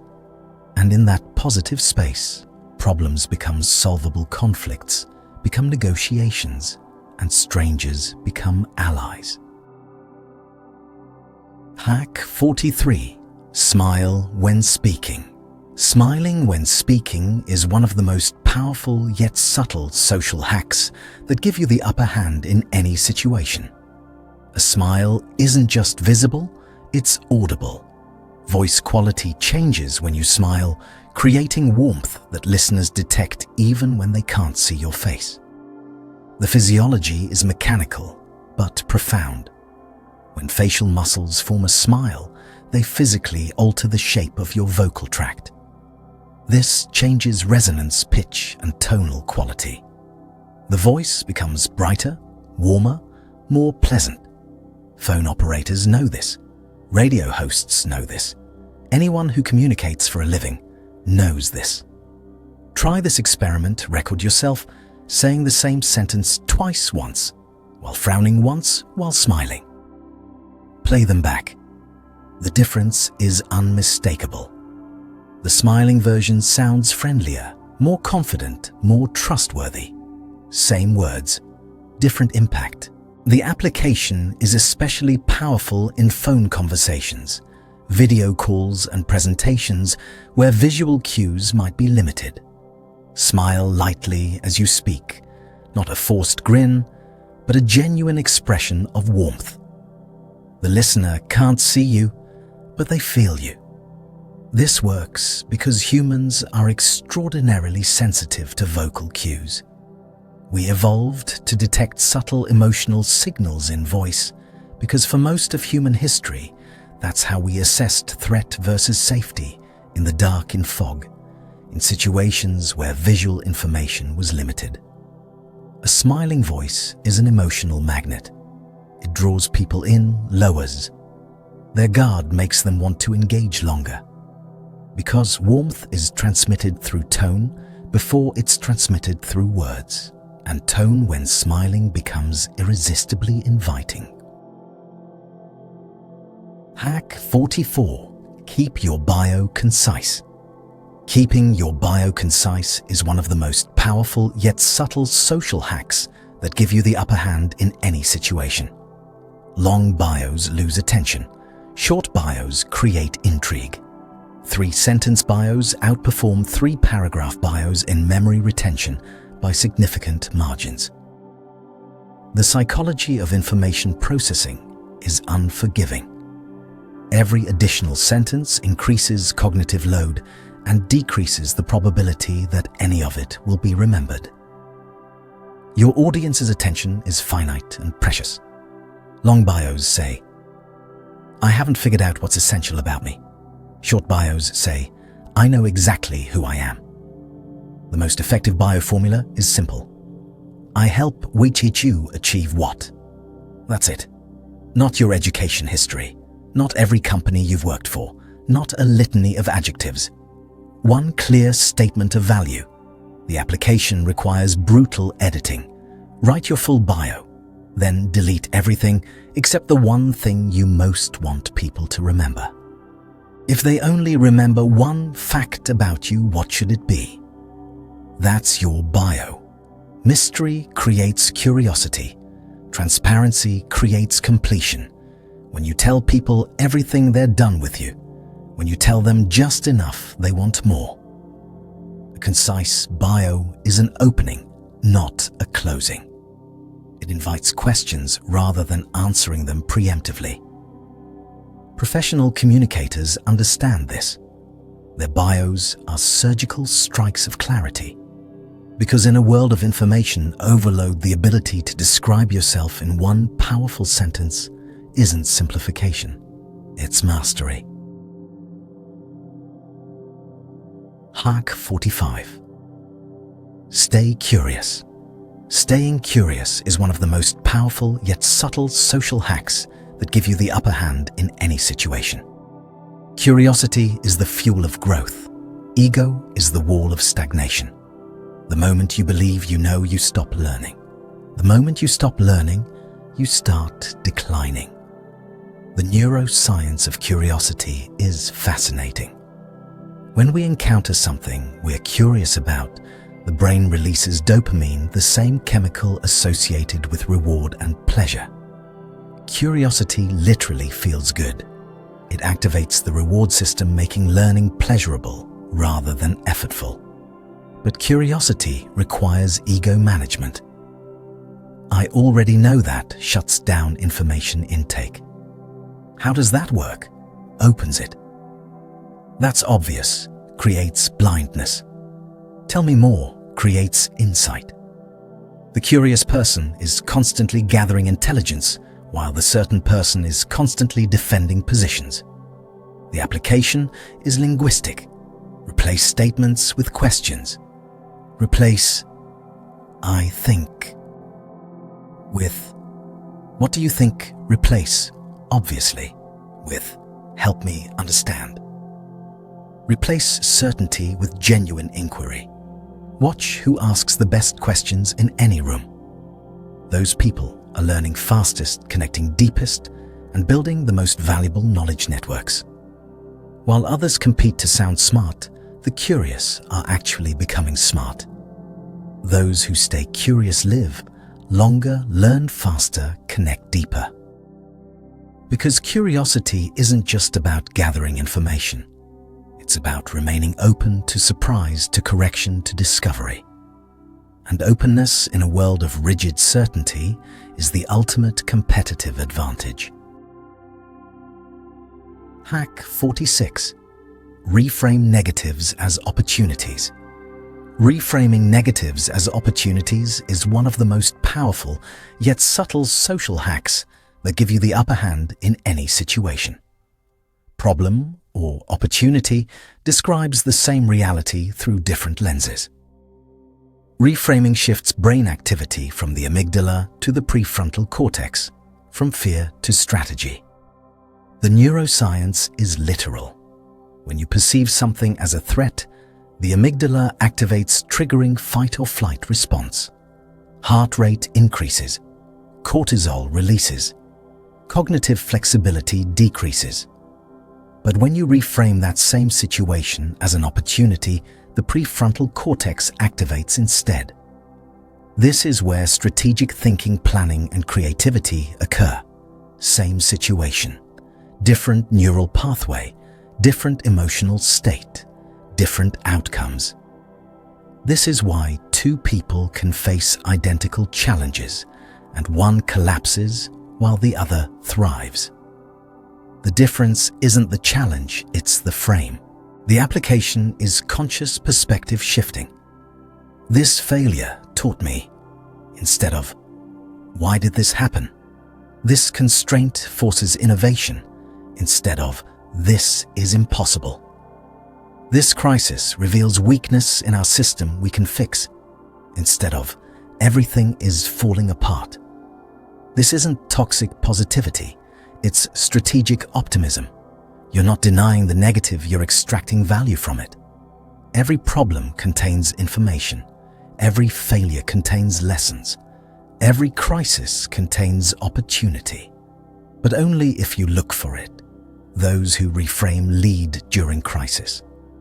Because when everyone else panics, the person who can articulate opportunity in disaster becomes the natural leader. Not through denial, but through perspective that transforms paralysis into action. Hack 47. Repeat successes publicly. Repeating successes publicly is one of the most powerful yet subtle social hacks that give you the upper hand in any situation. Recounting achievements isn't bragging when done correctly. Repetition equals reinforcement in memory formation. Public celebration creates momentum. The psychology of repeated messaging is well established. People need to hear something multiple times before it registers as important, true, or memorable. One mention of success gets forgotten. Repeated mentions create a pattern. Patterns create expectations. Expectations shape reality. But execution matters. The frame can't be, look how great I am. It must be, look what we accomplished together. Or, this approach keeps working. Or, our team just achieved X again. The repetition establishes track record without triggering ego backlash. The application is strategic visibility. When your team hits a goal, announce it. When you solve a tough problem, share how. When a strategy works, document why. This isn't self-promotion, it's pattern establishment. You're creating evidence of reliable excellence. Our team exceeded targets again. This quarter said, monthly creates a very different reputation than saying it once, then going silent.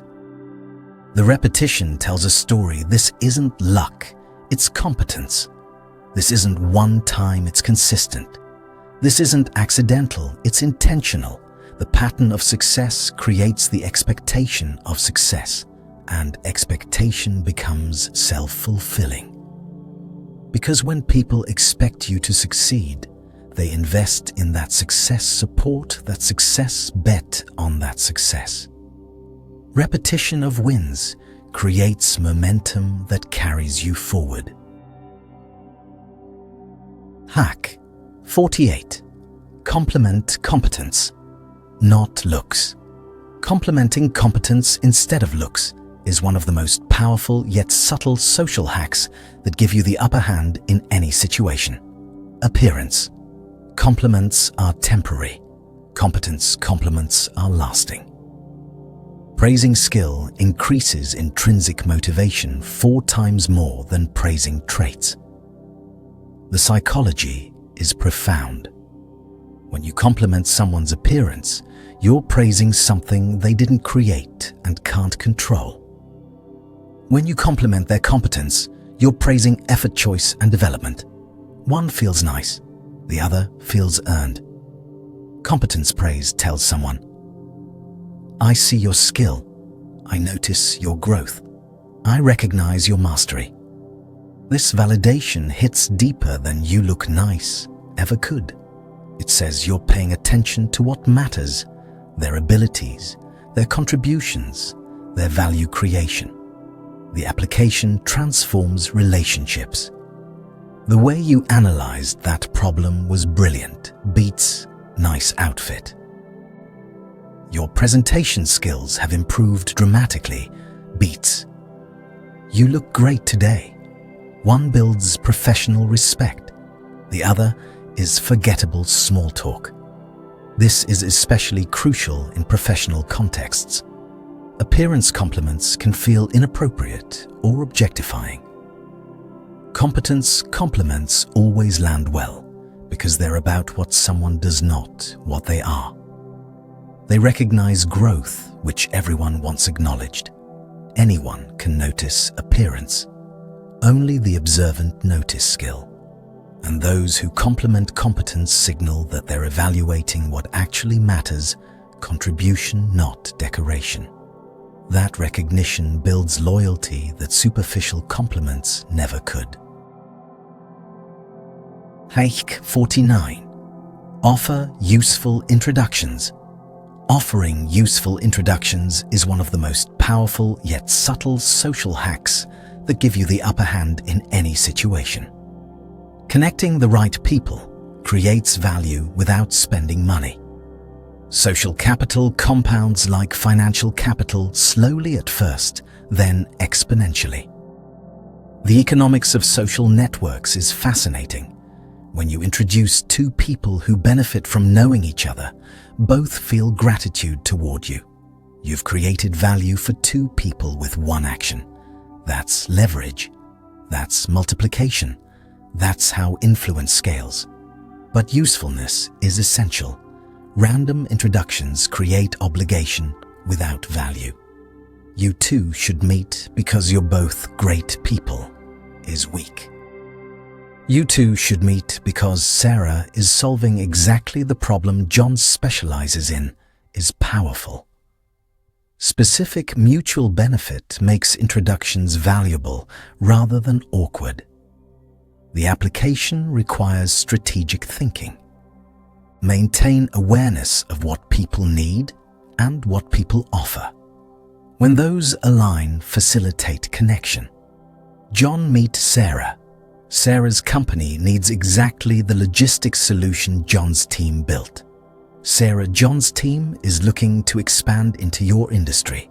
I think you should talk.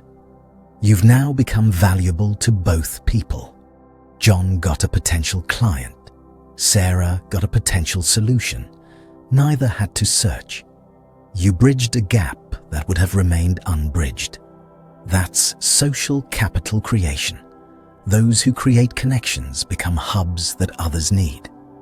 Because in a networked world, the connector's value grows exponentially, while the isolated person's value remains linear.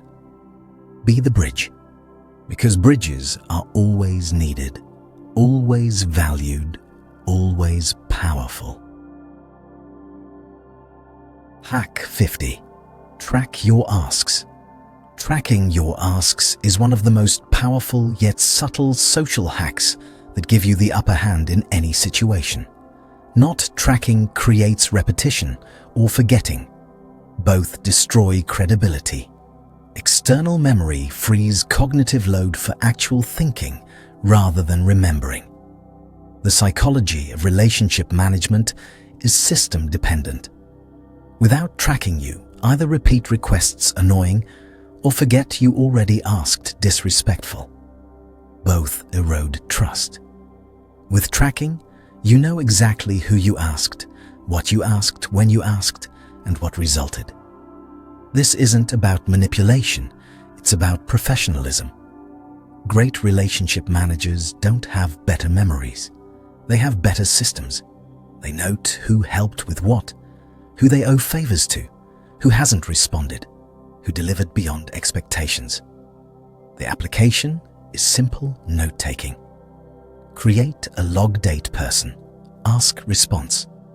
Follow-up needed. Doesn't need to be complex, just consistent. Review it before making new requests. Check if you've already asked this person. Check what they've done for you. Check what you've done for them. This prevents the embarrassing "Did I already ask you about this?" moment. It prevents over-asking the same people while never asking others. It creates fairness in relationship reciprocity because you can see patterns you'd otherwise miss. Professional equals organized about relationships. Because reliability isn't just keeping promises, it's remembering who made which promises to whom. Memory fails. Systems succeed.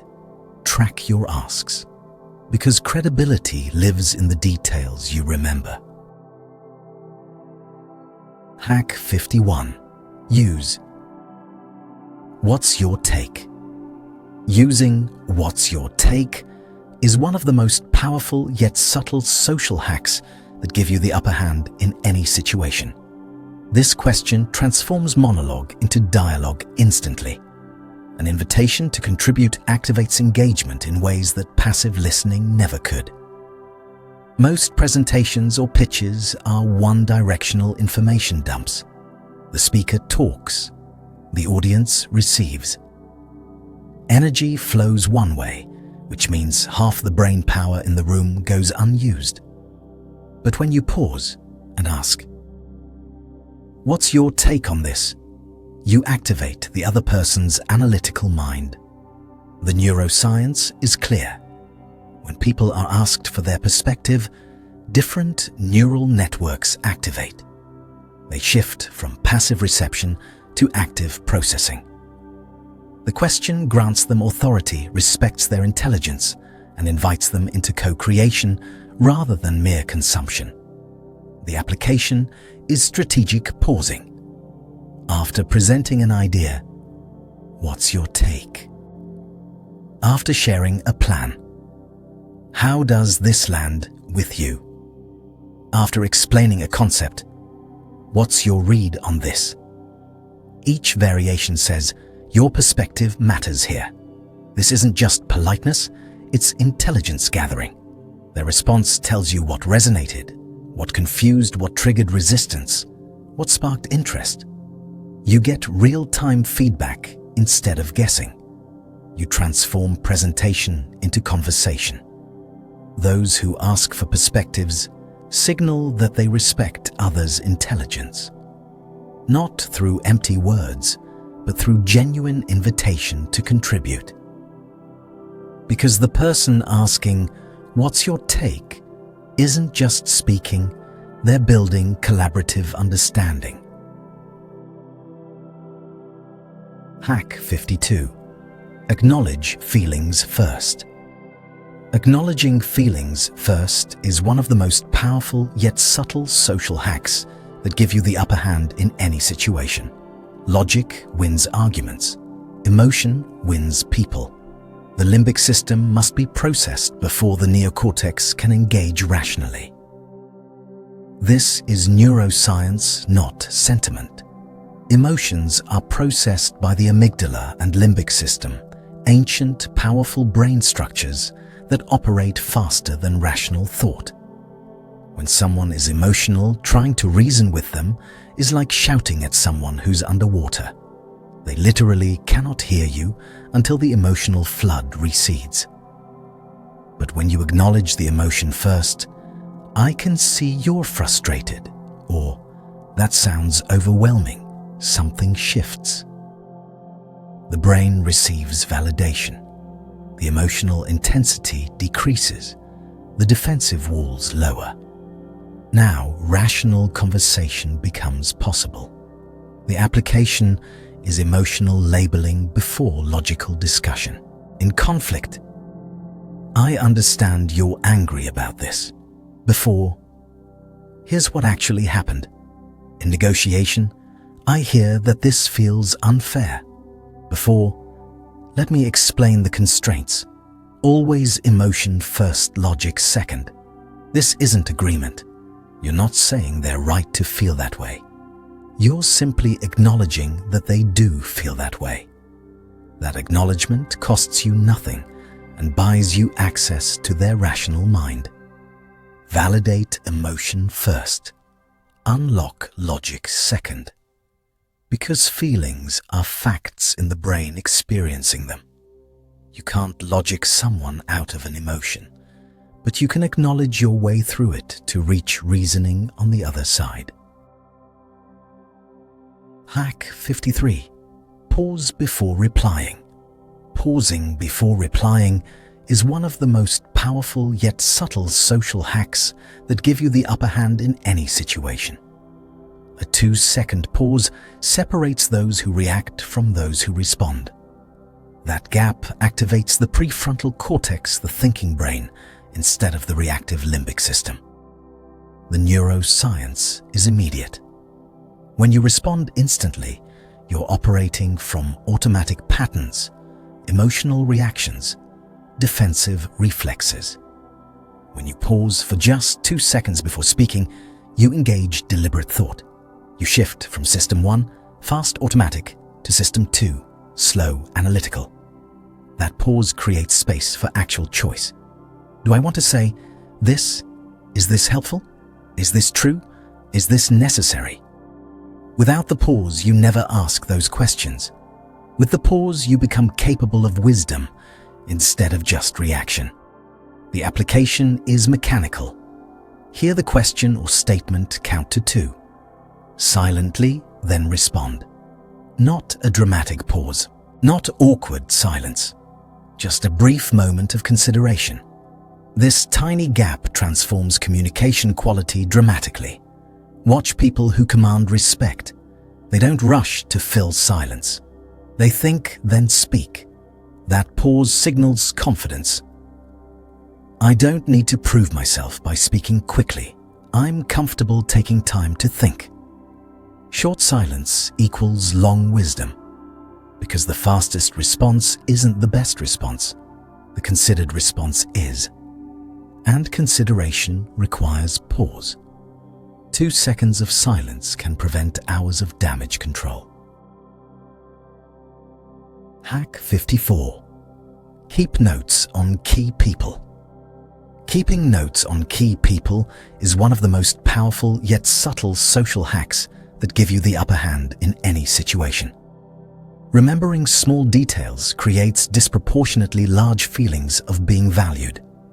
Personal details trigger oxytocin spikes in the brain when referenced later.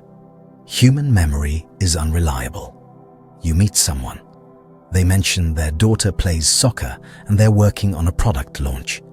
3 months later, you see them again. Do you remember? Probably not. But if you took 30 seconds to note, daughter, soccer, working on product launch, immediately after meeting them, you can reference it. How did Sarah's soccer season go? And how's the product launch progressing? This person feels seen. They feel remembered. They feel important to you. Because in a world where most people forget, everything being remembered is powerful. The application is simple note-taking. After meaningful interactions, record name, key facts, family hobbies, projects, conversation topics, commitments made. Review before next interaction. This transforms you from someone with good memory to someone who genuinely cares, even though it's systematic. This isn't manipulation when done with real intent to maintain relationships well. It's professionalism. Top salespeople do this. Effective leaders do this. Great friends do this. They don't have superhuman memory, they have systems. Those who remember are those who truly care. Even if memory is aided by notes, the care is real. Because caring enough to write it down is caring. And people never forget those who remember them. Hack 55. Prepare a one-sentence introduction. Preparing a one-sentence introduction is one of the most powerful yet subtle social hacks that give you the upper hand in any situation. Long introductions lose attention. One-sentence hooks capture it. Clarity in the first 10 seconds determines engagement for the next 10 minutes. The psychology of first impressions is unforgiving. When you meet someone and they ask what you do, you have roughly 10 seconds of full attention. After that, their mind starts wandering unless you've hooked them. A rambling answer loses them. A crisp answer captures them. The formula is elegant. I help Wage Chew achieve what? That's it. I help startups build scalable sales systems. I help executives communicate complex ideas simply. I help parents create screen time boundaries that actually work. Clear, specific, immediately understandable. The application requires self-knowledge and editing. Most people answer, "What do you do?" with their job title or a list of responsibilities. I'm a consultant who works with various companies on strategic initiatives. Boring, vague, forgettable. Instead, craft one sentence that creates curiosity while communicating value. Practice it until it feels natural, not rehearsed. This isn't an elevator pitch, it's an opening line that invites the next question. Those who introduce themselves clearly are perceived as confident and focused. Because if you can't describe what you do in one sentence, either what you do is unclear or your thinking is unclear. Master the one-sentence intro, because first impressions happen once. Hack 56. Use yes and instead of but. Using yes and instead of but is one of the most powerful yet subtle social hacks that give you the upper hand in any situation. But erases everything before it. Yes and builds upon it. But triggers defensive response and triggers collaboration. The linguistics are destructive or constructive. When you say, "That's a good idea, but," the person hears, "That's a bad idea because." The word but negates whatever came before. It signals disagreement, contradiction, rejection. Defenses go up. Collaboration shuts down. But when you say, "That's a good idea, and what if we also," you're building, you're adding, you're treating their contribution as a foundation, not an obstacle. This is the fundamental rule of improv comedy, and it's equally fundamental to effective communication. The application transforms disagreement into development. Instead of, "I like your proposal, but we don't have budget," try, "I like your proposal, and let's explore how we might phase it to fit budget." Same constraint, different frame. One stops conversation, the other continues it. This isn't about avoiding disagreement, it's about making disagreement productive. You're not pretending to agree. You're acknowledging value before adding complexity. That acknowledgement keeps channels open while you work through differences. The improv rule becomes the life rule. Yes and keeps energy flowing, but blocks it. And in any collaborative endeavor, flow beats friction every time. Hack 57. Avoid filler words. Avoiding filler words is one of the most powerful yet subtle social hacks that give you the upper hand in any situation. Like. You know, these verbal tics reduce perceived competence by 43%. They signal uncertainty, unpreparedness, lack of confidence. The neuroscience of language processing is harsh. Filler words don't just waste time, they actively undermine your message. The listener's brain processes them as markers of cognitive struggle. This person is searching for words becomes, this person doesn't know what they're talking about. Every filler is a small leak in your credibility. One is forgiven. Constant ums become your defining characteristic. People remember you as that person who says like every other word, rather than remembering your actual message. The application is simple, but requires practice. Replace fillers with pauses. When you feel an coming close, your mouth and breathe. The brief silence feels longer to you than to your listener, and silence sounds more authoritative than filler. Record yourself speaking, count your fillers, then practice deliberate pausing. The first few times feel unnatural, then it becomes automatic. Your speech becomes cleaner, more authoritative, more memorable. Silence beats meaningless noise. Because confident people don't need to fill every gap. They're comfortable with pause, and that comfort signals mastery. Remove the filler, keep the power. Hack 58. Share credit generously.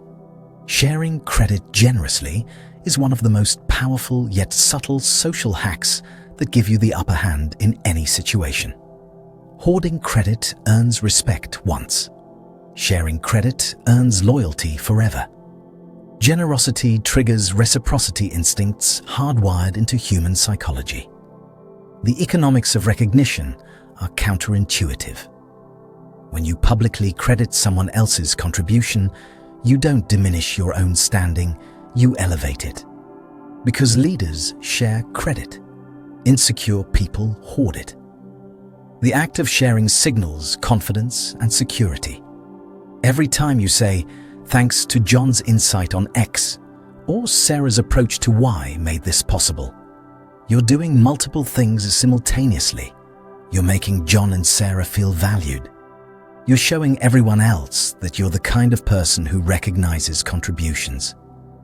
And you're creating allies who will support you because you supported them. The application is specific attribution. Don't say, "The team did great." Say, "Maria's analysis uncovered the key insight. Tom's design made it beautiful, and Chen's coding made it fast." Specific credit feels real. Generic credit feels obligatory. This isn't just nice behavior, it's strategic relationship building. The people you credit become invested in your success. They've been publicly associated with your wins. When you succeed, they succeed. That alignment creates powerful voluntary collaboration. Those who share light shine brightest. Because influence isn't zero-sum. The more you give away, the more flows back to you. Generosity in recognition creates abundance in support. Hack 59. Anticipate objections early. Anticipating objections early is one of the most powerful yet subtle social hacks that give you the upper hand in any situation. Addressing concerns before they're raised disarms resistance. Preemptive defense through the inoculation effect, introducing weakened counterarguments to build immunity to stronger versions later. The psychology is elegant.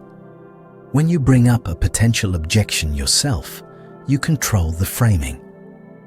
You might be wondering about cost. Here's why the ROI justifies it. This does several things.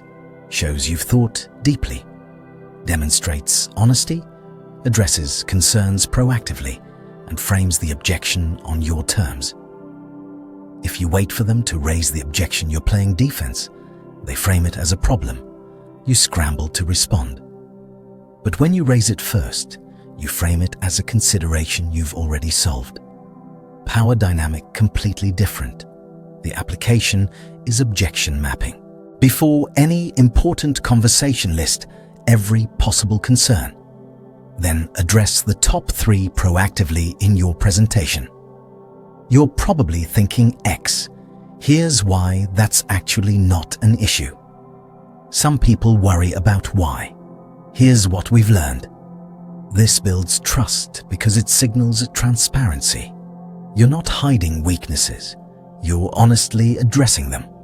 That honesty becomes credibility, and credibility becomes persuasive power.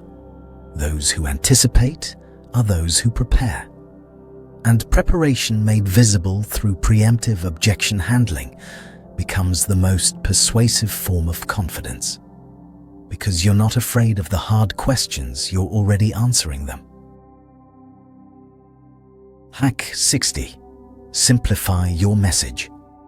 Simplifying your message is one of the most powerful yet subtle social hacks that give you the upper hand in any situation. Complexity obscures. Simplicity reveals. Cognitive fluency creates trust. The easier something is to understand, the more believable it becomes. The neuroscience is clear. When the brain processes information easily, it attributes that ease to truthfulness. Difficult processing triggers skepticism. This is why conspiracy theories presented simply spread faster than complex truths. Not because they're true, but because they're simple. Einstein famously said, "If you can't explain it simply, you don't understand it well enough." Complexity is often a mask for unclear thinking. Simplicity requires mastery. You must understand something deeply to explain it plainly. The application is the 12-year-old test. Can you explain your idea to a 12-year-old and have them understand it? Not because your audience is childish, but because clarity that works for a child works for everyone. Simplicity is universal. Jargon is exclusive. Strip out industry terms. Remove unnecessary qualifications. Delete hedge words. Get to the core. What are you actually saying? Say that, nothing else. Complex speakers might sound smart briefly. Simple speakers change minds permanently, because people don't act on what they don't understand, and understanding requires simplicity. Master the art of making complexity simple, because clarity is the rarest form of genius. Hack 61. Dress one notch above the room. Dressing one notch above the room is one of the most powerful yet subtle social hacks that give you the upper hand in any situation. Your appearance is your silent introduction. Visual first impressions are processed in 0.05 seconds before you speak, before you shake hands, before conscious thought. The neuroscience of visual processing is brutal in its speed. The brain's visual cortex evaluates clothing, grooming, and presentation almost instantly, making snap judgments about competence, status, and trustworthiness. These judgments are hard to reverse because first impressions create anchoring effects. The strategy isn't about overdressing that signals insecurity or misreading the room. It's about dressing one level above. If the meeting is casual, wear smart casual. If it's formal, add a distinctive touch. You're signaling respect for the occasion while maintaining individuality. The application is contextual calibration. Research the environment. Then elevates slightly. This communicates, "I take this seriously," without screaming, "I'm trying too hard." It's subtle dominance. You look like you belong, but you look like you belong at the top. This isn't superficial. Clothing affects not just how others see you, but how you see yourself. Studies show people wearing formal clothing think more abstractly and strategically. Your outfit literally changes your cognition. Respect your appearance, respect yourself. Because in the first 5/100ths of a second before merit can be demonstrated, appearance speaks. And what it says matters more than we admit. Dress like you're already successful, then become it. Hack 62. Respect silence. Respecting silence is one of the most powerful yet subtle social hacks that give you the upper hand in any situation. Silence isn't awkward, it's profound. Silence activates the default mode network, the brain system responsible for deep thinking, self-reflection, and insight generation. Most people fear conversational silence. The moment a gap opens, they rush to fill it with words, any words, even meaningless words. This fear reveals insecurity. Comfort with silence reveals confidence and depth. The neuroscience is fascinating. When external stimuli pause, the brain doesn't go idle, it shifts to internal processing. The default mode network activates, allowing for integration of information, creative connections, and genuine reflection. This is where insights happen. The application is disciplined restraint. In conversation, don't rush to fill every gap. Ask a question, then wait. Make a point, then pause. Allow space for the other person to think, to feel, to respond from depth rather than reflex. This creates several effects. First, it demonstrates your comfort with yourself. You don't need constant validation through speech. Second, it invites deeper responses. People say more thoughtful things when given time to think. Third, it signals power those secure in their position. Don't fear silence. Those comfortable with silence are powerful. Because silence isn't emptiness, it's space for wisdom to emerge. The person who can sit in silence controls the room more completely than the person filling it with nervous chatter. Respect silence. It's where truth lives.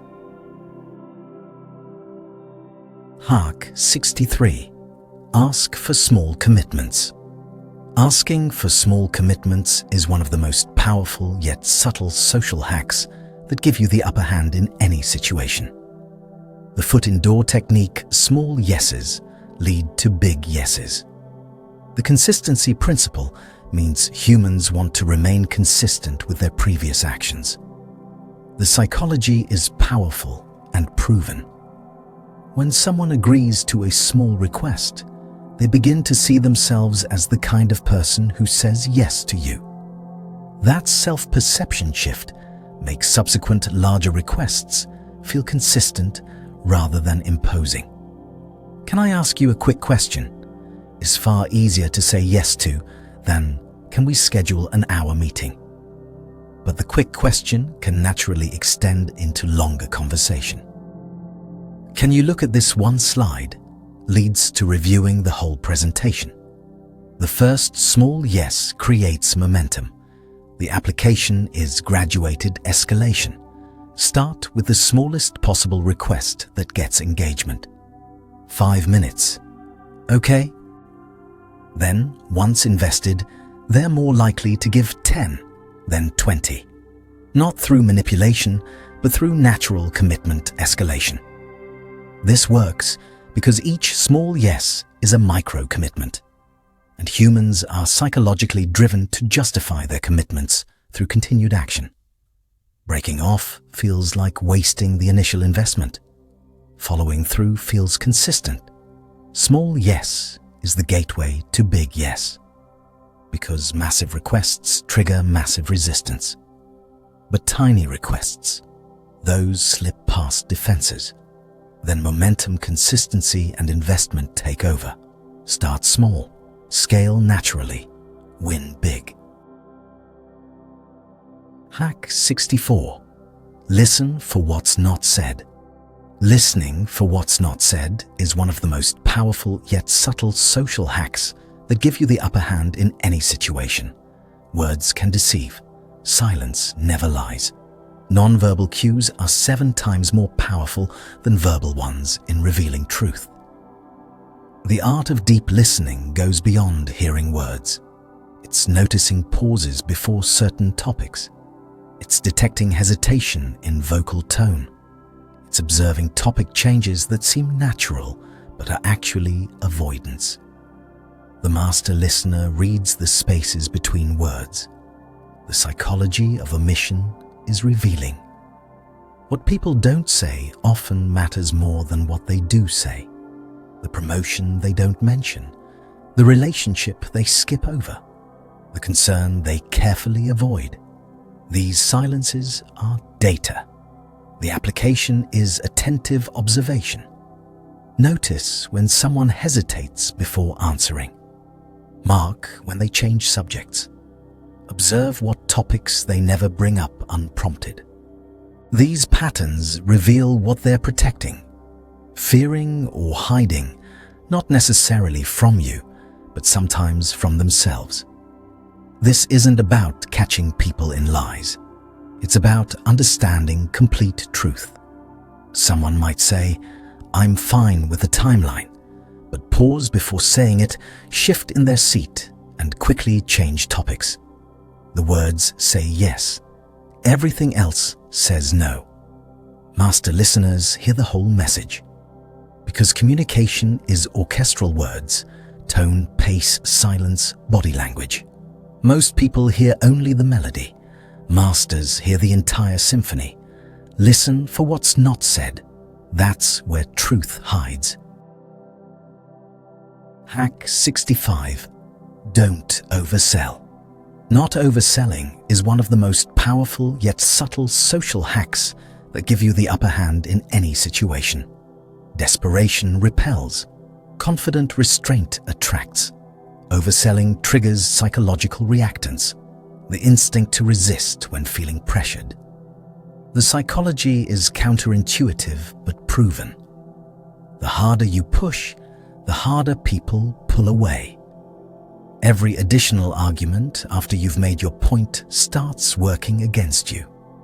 You move from persuasive to desperate to repulsive. Great salespeople know when to stop talking. They make their case, answer questions, then shut up. They create space for the other person to convince themselves. Because self-persuasion is infinitely more powerful than external persuasion. The application is disciplined restraint. Say enough, then stop. Let silence work. Let the other person process, think, arrive at conclusions. Don't fill every gap with more reasons, more features, more desperation. This works because confidence is attractive and scarcity is valuable. When you're not desperate to close, you signal that you have options, that you'll be fine either way, that this opportunity is real but not your last. That confidence makes people want in. Those who don't need to convince are most convincing, because neediness reads as weakness. Restraint reads as strength. Make your case, then trust it. The person comfortable with no gets far more yeses than the person begging for them. Hack 66. Smile in your emails.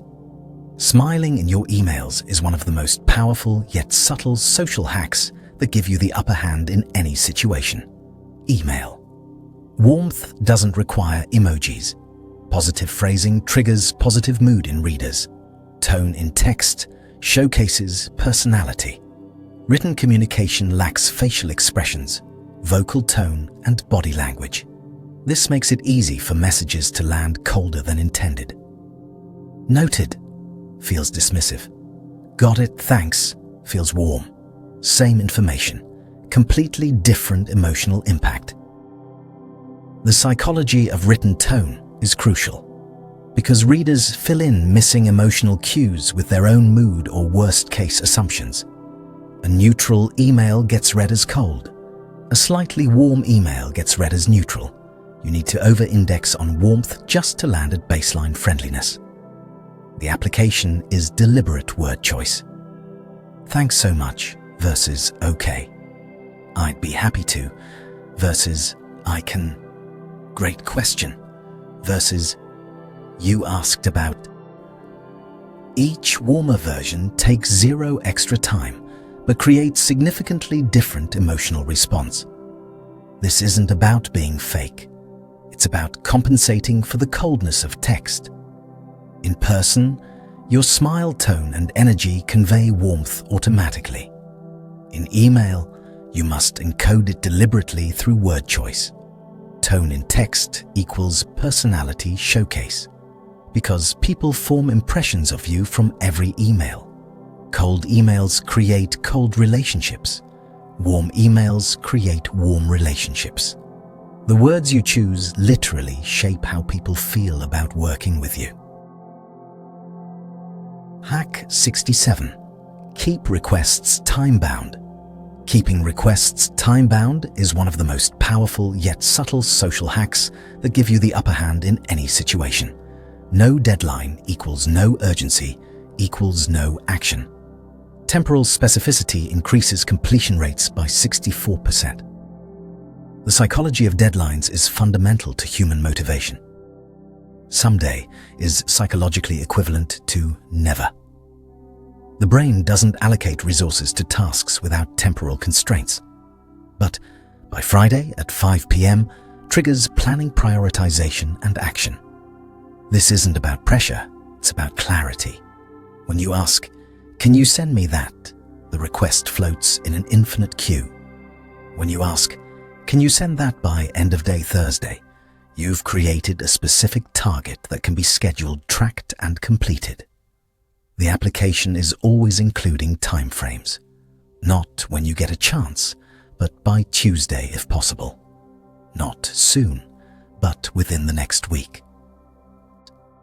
Specificity removes ambiguity and creates accountability for both parties. This also respects the other person. Vague timing forces them to guess what you need. Specific timing tells them exactly when, allowing them to plan accordingly. It's actually more respectful, not more demanding. Clarity about time equals respect about commitment, because time is the resource we're all managing. Vague requests show unclear thinking. Time-bound requests show respect for everyone's finite hours. Be specific. Get results. Hack 68. Use visuals for clarity. Using visuals for clarity is one of the most powerful yet subtle social hacks that give you the upper hand in any situation. The brain processes images 60,000 times faster than text. The visual cortex comprises 30% of the entire brain, more than any other sense. Humans are visual creatures. We evolved to process visual information rapidly for survival. Text is a recent invention. Images are ancient. When you can show something instead of just describing it, comprehension and retention skyrocket. The psychology of visual learning is overwhelming. Studies consistently show people remember 80% of what they see, 20% of what they read, and 10% of what they hear. A simple diagram can communicate in seconds what would take paragraphs to explain. The application is incorporating visual elements whenever possible. Sketch the idea on a whiteboard. Use a simple diagram in your presentation. Show the data visually rather than listing numbers. Draw the process flow. Make it visible, not just audible. This isn't about fancy graphics. A simple hand-drawn sketch often works better than elaborate graphics because it feels authentic and immediate. The point is translating abstract concepts into visual form that brains can process naturally. A picture truly equals 1,000 words, because vision is how we primarily understand our world. Engage it, and you engage understanding at the deepest, fastest level. Show, don't just tell. The impact is measurable and massive. Hack 69. Revisit wins regularly. Revisiting wins regularly is one of the most powerful yet subtle social hacks that give you the upper hand in any situation. Don't just chase the next goal. Celebrate achieved goals. Reflecting on wins boosts dopamine and confidence simultaneously. The psychology of positive reinforcement is well established. When you acknowledge and celebrate successes, even small ones, you strengthen the neural pathways associated with those winning behaviors. You're literally training your brain to repeat successful patterns. But most people only look forward. They hit a goal and immediately focus on the next one. This creates a treadmill of perpetual inadequacy. You're always chasing, never celebrating, always insufficient, never enough. The application is systematic win review. Weekly team meetings. What did we accomplish this week? Personal reflection. What went well today? This isn't ego or complacency, it's strategic confidence, building through evidence accumulation. Celebration creates momentum. When you regularly revisit wins, you build a narrative of success. Your brain starts expecting to win because you have concrete evidence of winning. That expectation becomes self-fulfilling. Remember wins to fuel next wins. Because confidence isn't built through affirmations, it's built through evidence. And evidence accumulates when you actually notice and acknowledge your victories. The past wins power, future wins. Remember them. Hack 70. Use help me understand.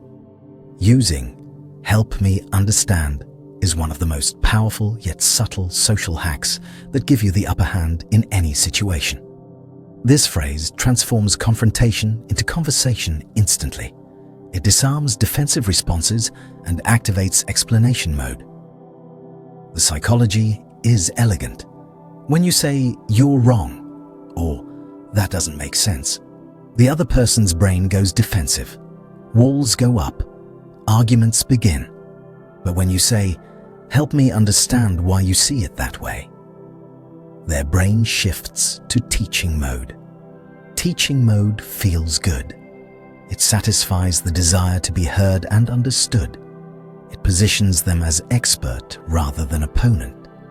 And it genuinely gives you information about their reasoning rather than just their conclusion. The application replaces accusation with curiosity. Instead of, "Why would you do that?" use, "Help me understand your thinking there."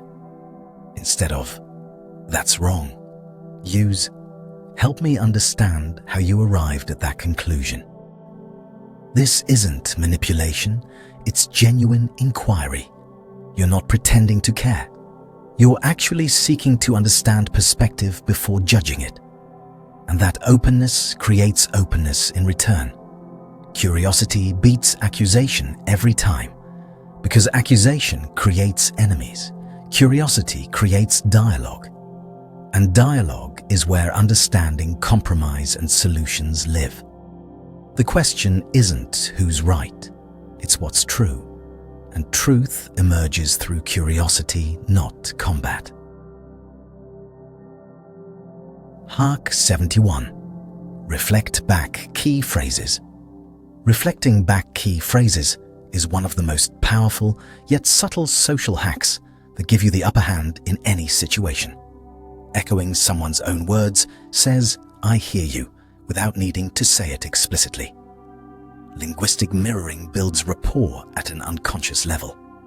When someone uses a specific word or phrase, especially one loaded with emotion, and you reflect it back, you demonstrate attention and understanding.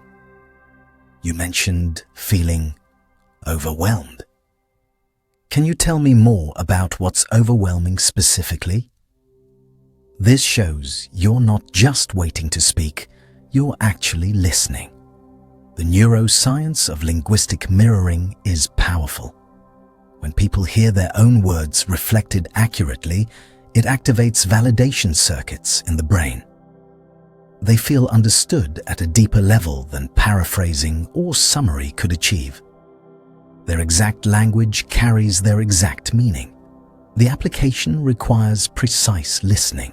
Note emotionally significant words they use. Then use those same words when responding or asking follow-up questions. Not every word that would feel robotic, but key phrases that seem to carry weight or meaning for them. This creates unconscious trust. We trust people who speak our language literally. When someone uses our vocabulary, our phrasing, our expressions, they feel like our people. The brain interprets linguistic matching as tribal belonging. People trust those who speak their language, because language is identity. When you mirror someone's key phrases, you're signaling, I'm in your world, understanding your perspective from inside it. That's where real connection happens. Hack 72. Stay unreactive under stress. Staying unreactive under stress is one of the most powerful yet subtle social hacks that give you the upper hand in any situation. In chaos, calmness equals leadership. Emotional regulation inspires confidence in others when they need it most. The neuroscience is clear. When stress hits, most people's amygdala hijacks their prefrontal cortex. They react from emotion, not reason. But those who can maintain prefrontal control, who can breathe, pause and respond, rather than react, become the anchor everyone else gravitates toward. This isn't about suppressing emotion. It's about choosing response over reaction. The pause between stimulus and response is where freedom lives. Most people collapse that pause to nothing. Masters expand it to create choice. The application is physiological first, cognitive second. When stress hits, breathe deeply, deliberately. This activates the parasympathetic nervous system, counteracting the stress response. Count to 3 before speaking. This engages the prefrontal cortex. Then respond from thought, not emotion. This creates immediate authority. When everyone else is panicking and you're steady, you become the de facto leader, whether you have the title or not. Because humans instinctively follow those who appear to have control when they feel out of control. Whoever stays calm controls the room, not through dominance, but through gravity. Panic repels, calm attracts. In any crisis, the steady voice becomes the authoritative voice. Master your nervous system. Master the situation. Hack 73. Keep your word visible. Keeping your word visible is one of the most powerful yet subtle social hacks that give you the upper hand in any situation. Promises made in darkness don't exist. Public commitment increases follow-through by 91%. Visibility creates accountability, which creates credibility. The psychology of public commitment is powerful. When you announce your intention, I'll have the draft to you by Wednesday, you create social pressure to deliver. That pressure isn't negative, it's motivating. It converts intention into obligation. Private promises are easily rationalized away. Well, I meant to, but public promises have witnesses. Failure becomes visible, which makes it costly to your reputation. That cost prevents the rationalization that allows private promises to dissolve. The application is explicit, verbal, or written commitment. Don't just think you'll do something. Say it, I will do X by Y. Better yet, write it. Confirming, I'll complete X by Y. The visibility locks in the commitment through social accountability. This protects both parties. You're clear on what you've committed to. They're clear on what to expect. When expectation matches delivery, trust accumulates. When it doesn't, at least the mismatch is obvious and addressable rather than ambiguous. Visibility equals accountability equals credibility. Because reputation is built through visible, kept promises. The person whose commitments are clear and consistently met becomes the person everyone wants to work with. Make your word visible, then keep it visible. Hack 74. Be the first to follow up. Being the first to follow up is one of the most powerful yet subtle social hacks that give you the upper hand in any situation. First follow-up means controlling momentum. The recency effect ensures the person who contacts you most recently is remembered most clearly. The psychology of timing is ruthless.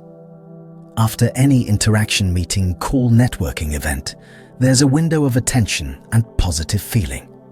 That window closes rapidly. Follow up within 24 hours and you're fresh, relevant, and appreciated. Follow up after a week and you're forgotten, irrelevant, and possibly annoying. Speed communicates seriousness. When you follow up quickly, you signal that the interaction mattered, that you're organized, that you execute.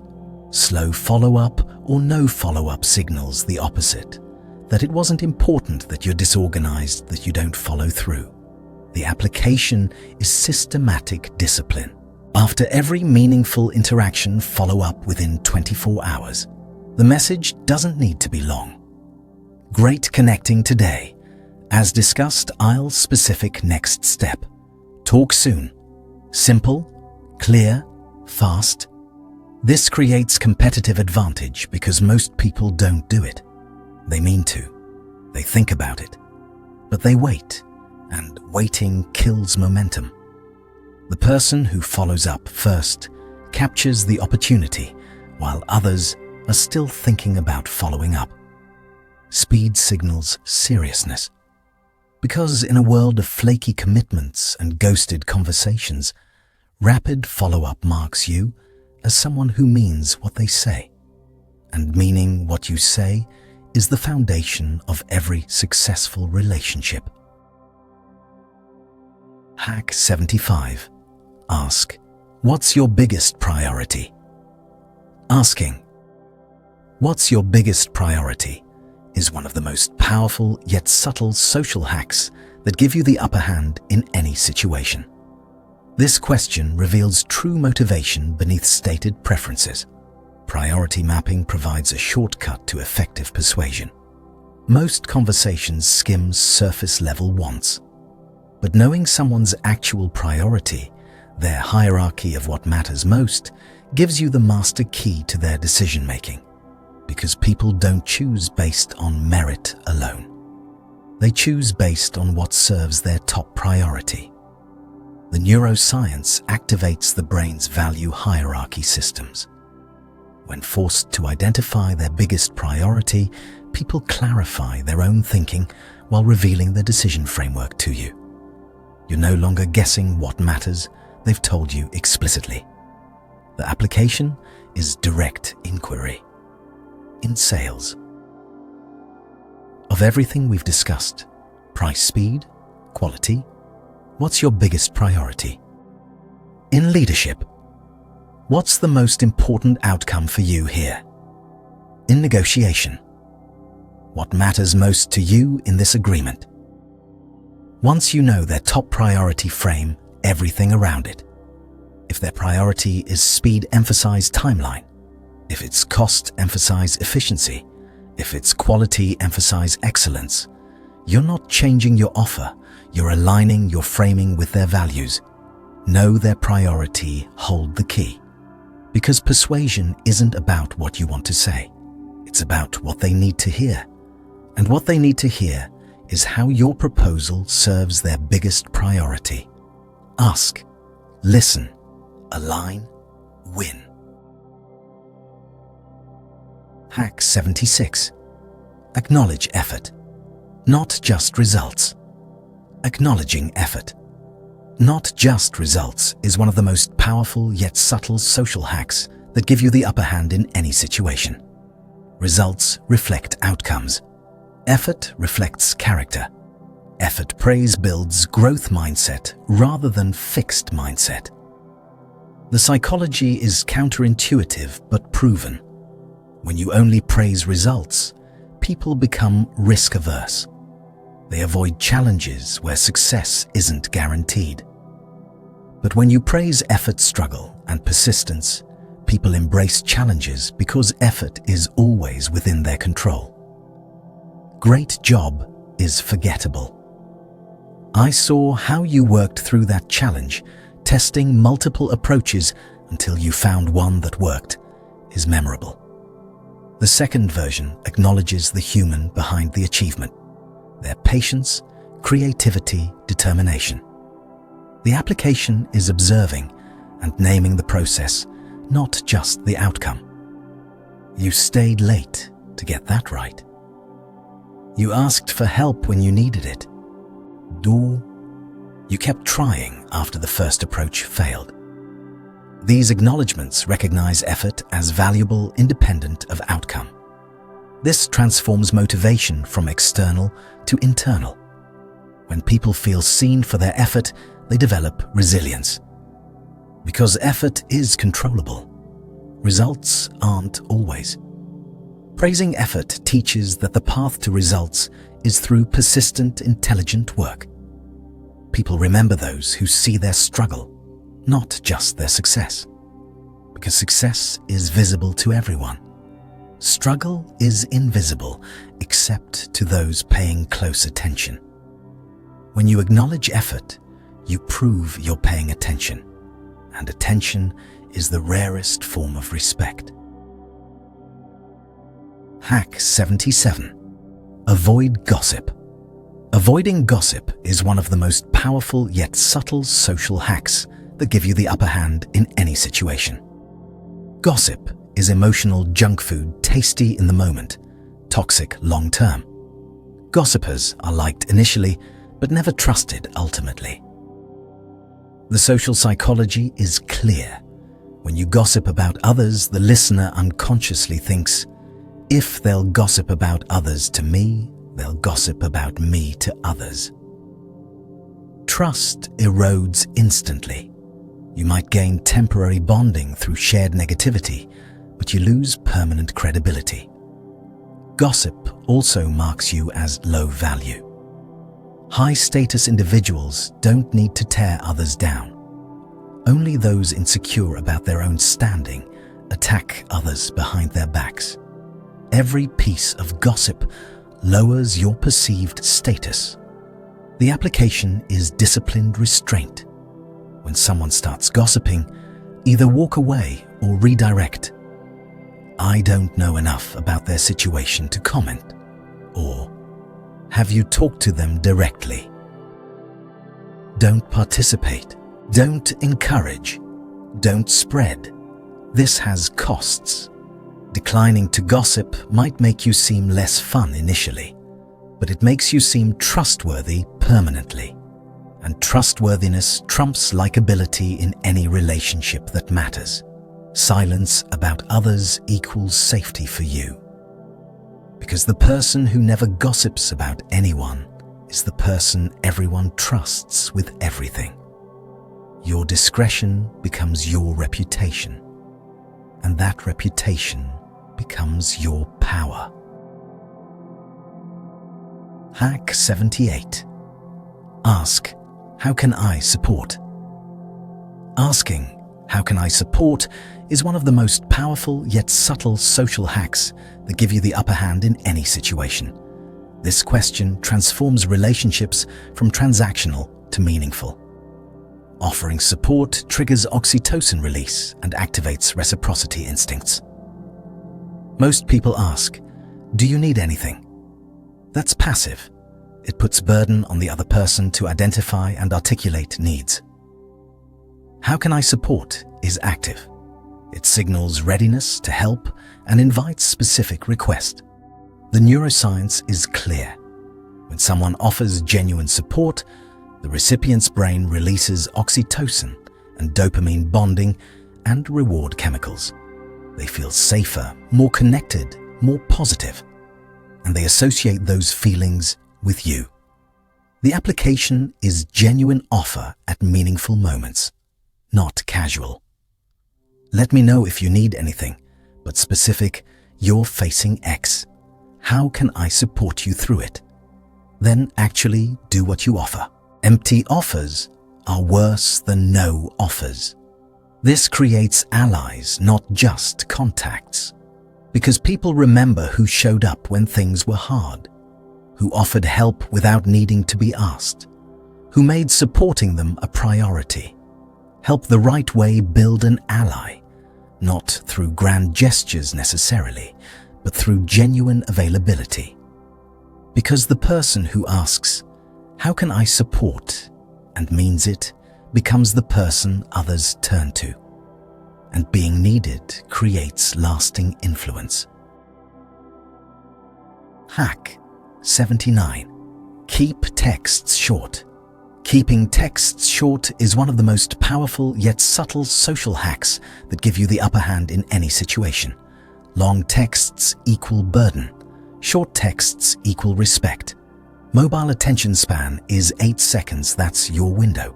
The psychology of text communication is unforgiving. When someone sees a wall of text on their phone, they postpone reading it. I'll respond when I have time to read all that, which means never. Short texts get read immediately and answered quickly. 3 sentences maximum for text. More than that, pick up the phone or send an email. Text is for quick, immediate communication, not for detailed explanation or complex discussion. Respect the medium. The application is ruthless editing. Write your text. Delete half. Delete half again. Get to the essential message. Can we talk at 3 beats? Hey, I was wondering if maybe you might have time to discuss the project sometime this afternoon, if you're available. This isn't rude, it's respectful. You're respecting their time and attention. Quick texts get quick responses. Long texts get ignored or receive delayed equally long responses that neither party wanted to write. Brevity equals respect for time. Because everyone's phone is a battlefield for attention. The shorter your message, the more likely it survives that battle. Win attention through concision. Lose it through verbosity. Hack 80. Use genuine compliments. Using genuine compliments is one of the most powerful yet subtle social hacks that give you the upper hand in any situation. Fake compliments are worse than no compliments. The authenticity detector in the brain is extremely sensitive. Only compliment when truly impressed.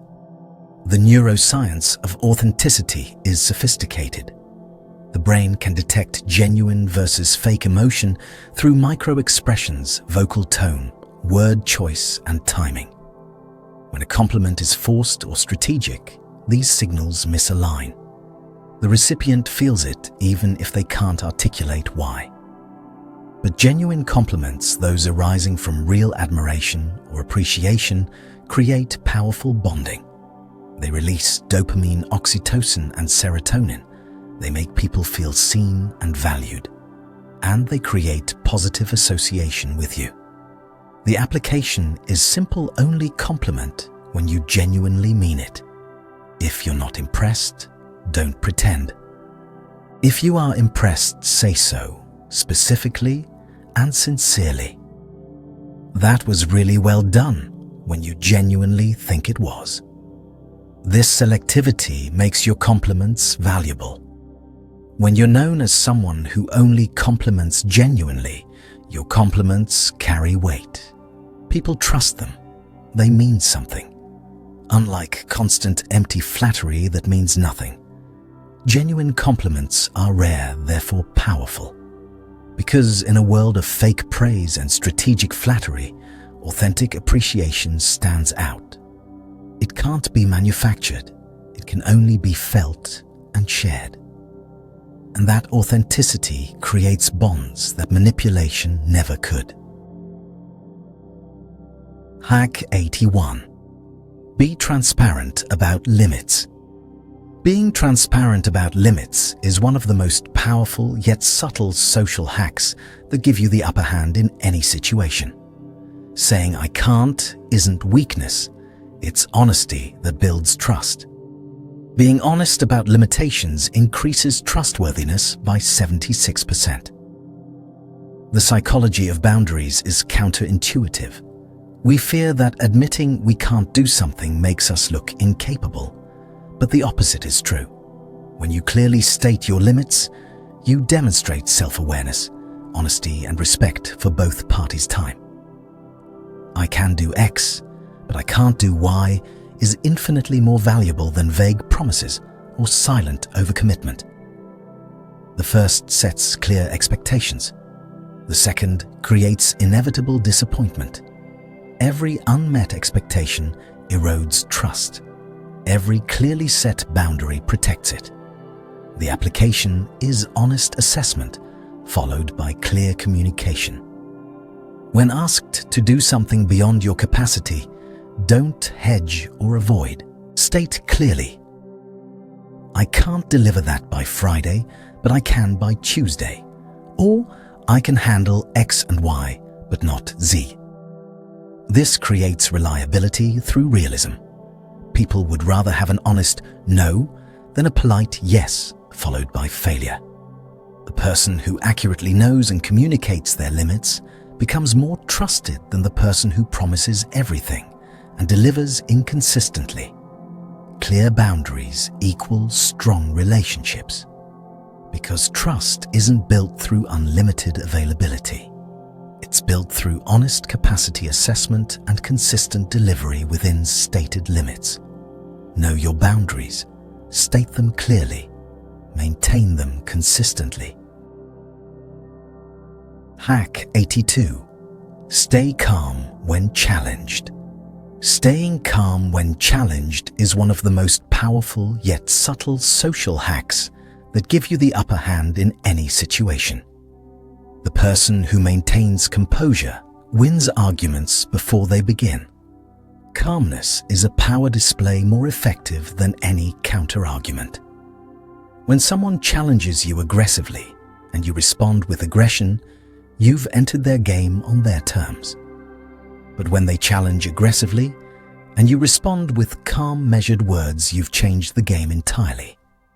Their aggression suddenly looks like loss of control. Your calm looks like confidence. The neuroscience is clear.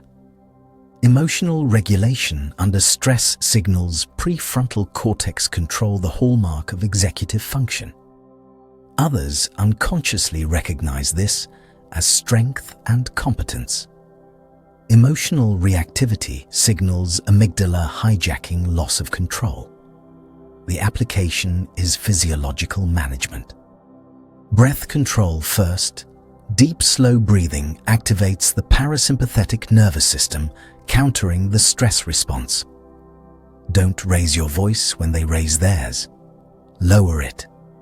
Speak more slowly, not faster.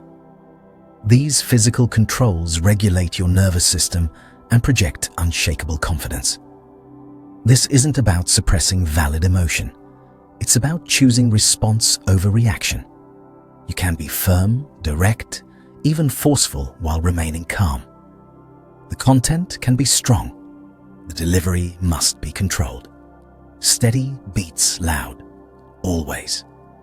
Because volume is compensation for weakness. Calm is evidence of strength. In any confrontation, the person who stays centered controls the outcome, not through dominance, but through immovable composure. Hack 83. Use humor to connect, not deflect. Using humor to connect, not deflect, is one of the most powerful yet subtle social hacks that give you the upper hand in any situation. Humor should be a bridge, not a shield. Humor reduces tension, but deflection increases distance between people. The psychology is nuanced. Appropriate humor releases endorphins, lowers cortisol, and creates bonding through shared positive emotion. But humor used to avoid vulnerability or dismiss serious topics signals emotional unavailability. People sense when laughter is connection versus avoidance. Laugh with people about situations. Don't laugh off their emotions. When someone shares something difficult and you make a joke to lighten the mood, you might think you're helping, but you're actually dismissing. You're signaling that their emotion makes you uncomfortable. The application requires reading context. In tense situations, light humor about the situation itself can create relief. "Well, this meeting went exactly as planned," said nobody ever. But when someone is genuinely struggling, humor becomes deflection. "Hey, could be worse." That dismisses rather than acknowledges. Connection humor creates safety through shared levity. Deflection humor creates walls through emotional avoidance. The difference is whether you're using humor to include or to escape. Connection humor beats avoidance humor. Because people remember who made them feel lighter and who made them feel dismissed. One builds trust, the other erodes it. Use humor to connect, never to deflect from authentic human moments. Hack 84. Give without expecting return. Giving without expecting return is one of the most powerful yet subtle social hacks that give you the upper hand in any situation. Unconditional giving is long-term investment. Paradoxically, unconditional giving triggers the strongest reciprocity instincts in others. The psychology of reciprocity is powerful, but must be handled carefully. When you give with obvious expectation of return, it feels transactional and creates obligation. People resist obligation.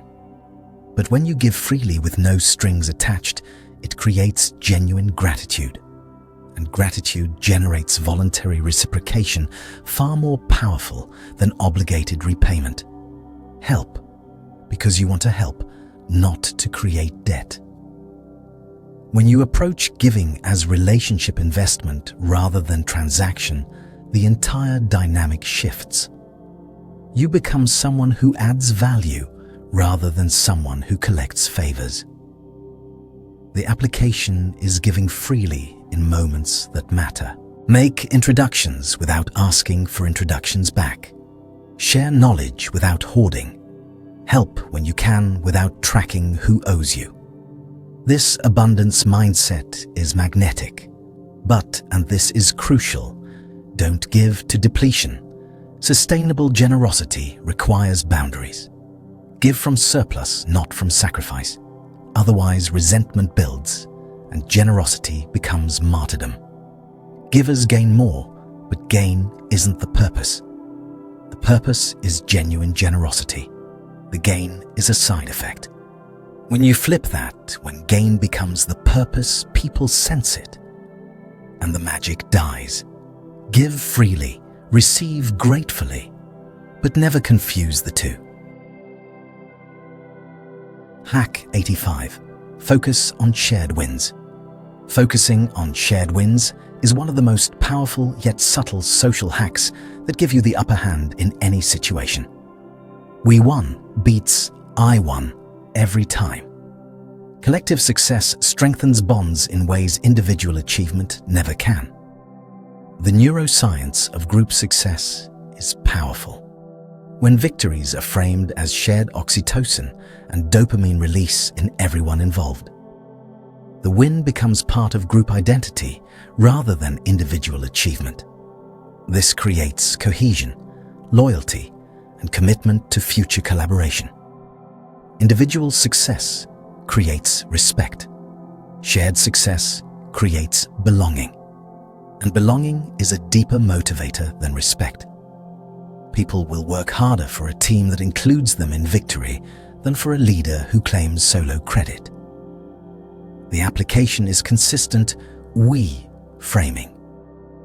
We exceeded targets rather than I led the team that exceeded targets. Our approach worked rather than my strategy succeeded. This isn't false modesty, it's accurate attribution. No one succeeds alone. Credit the team. Celebrate together. Make victories feel collective, even when individual contributions varied. This doesn't erase individual recognition. It enhances it by placing it within collective context. Shared victory equals shared loyalty, because people protect what they're part of. When everyone owns the win, everyone fights for the next one. Individual glory is temporary. Collective identity is permanent. Build the latter. Hack 86. Admit ignorance fast. Admitting ignorance fast is one of the most powerful yet subtle social hacks that give you the upper hand in any situation. Saying, "I don't know," is strength, not weakness. Intellectual humility increases perceived trustworthiness dramatically. The psychology is counterintuitive. We think admitting ignorance makes us look incompetent. But pretending knowledge we don't have makes us look insecure. Real confidence doesn't require omniscience. It requires honesty about knowledge boundaries. When you quickly admit, "I don't know," or "I'm not sure about that," you do several things: demonstrate self-awareness, show you value, accuracy over appearance, and signal that when you do claim to know something, you actually know it. The application is immediate admission. Don't hedge. Don't fake. Don't promise to look into it when you mean, "I have no idea." Just say, "I don't know. Let me find out." Or, "That's outside my expertise. Let's find someone who knows." This creates trust through calibration. When your knowledge claims are accurate and your ignorance admissions are honest, people learn to trust both. They know when you say, "I know," you actually do. That's rare and valuable. Those who admit ignorance are those who grow, because you can't learn what you pretend to already know. Ego blocks growth. Humility enables it. Admit ignorance fast. Learn faster. That's the path to actual expertise. Hack 87. Avoid jargon. Avoiding jargon is one of the most powerful yet subtle social hacks that give you the upper hand in any situation. Jargon doesn't demonstrate expertise, it hides behind words. Simple language demonstrates true understanding and is perceived as intelligence. The psychology of communication clarity is well established. People trust what they understand. Jargon creates distance and demonstrates insecurity. If you can't explain something simply, you don't understand it well enough. If you choose not to explain, simply you're prioritizing appearance over communication. Every field has its specialized vocabulary. That vocabulary is useful for efficient communication between experts. But when speaking to non-experts, jargon becomes exclusion. It signals, "I'm in a club you're not part of," rather than, "Let me help you understand." The application is translation. Before using any specialized term, ask, "Would my grandmother understand this?" If no, Either use a different word or explain the specialized one immediately. We need to improve UX, the user experience, how easy and pleasant our product is to use. This isn't dumbing down. It's respecting your audience's time and attention. The clearest communicator wins, not the one with the most impressive vocabulary. Clarity equals mastery. Because true experts can make complexity comprehensible. Insecure novices hide behind terminology. Choose clarity. Demonstrate mastery. Leave jargon for those too insecure to speak plainly. Hack 88. Pause before tough questions. Pausing before tough questions is one of the most powerful yet subtle social hacks that give you the upper hand in any situation. That pause buys time to think. A 3-second pause shifts your brain from reactive to thoughtful mode. The neuroscience is mechanical. When a difficult question hits the amygdala, wants to react immediately, usually defensively. But if you pause for 3 seconds, you give the prefrontal cortex time to engage. You shift from System 1 fast emotional to System 2 slow analytical. This pause transforms answer quality dramatically. The immediate answer is often defensive, incomplete, or emotional. The 3-second delayed answer is considered complete and strategic. Same question, vastly different response quality. The application is disciplined pause insertion. When asked something difficult, breathe deeply. Count to 3 internally, then answer. The pause doesn't look weak, it looks thoughtful. It signals you're taking the question seriously enough to consider it, rather than react to it. This works in all high-pressure situations, interviews, negotiations, conflicts, presentations. The person who pauses looks more confident than the person who rushes to fill silence with unconsidered words. Silence equals strength. That brief pause is where wisdom emerges. It's the gap between stimulus and response where freedom lives. Master the pause. Master the response. Hack 89. Match energy, not words.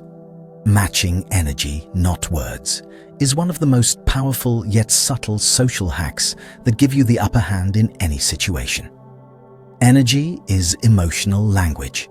Emotional attunement matters more than verbal matching in creating connection. The psychology of energy matching is about resonance, not repetition.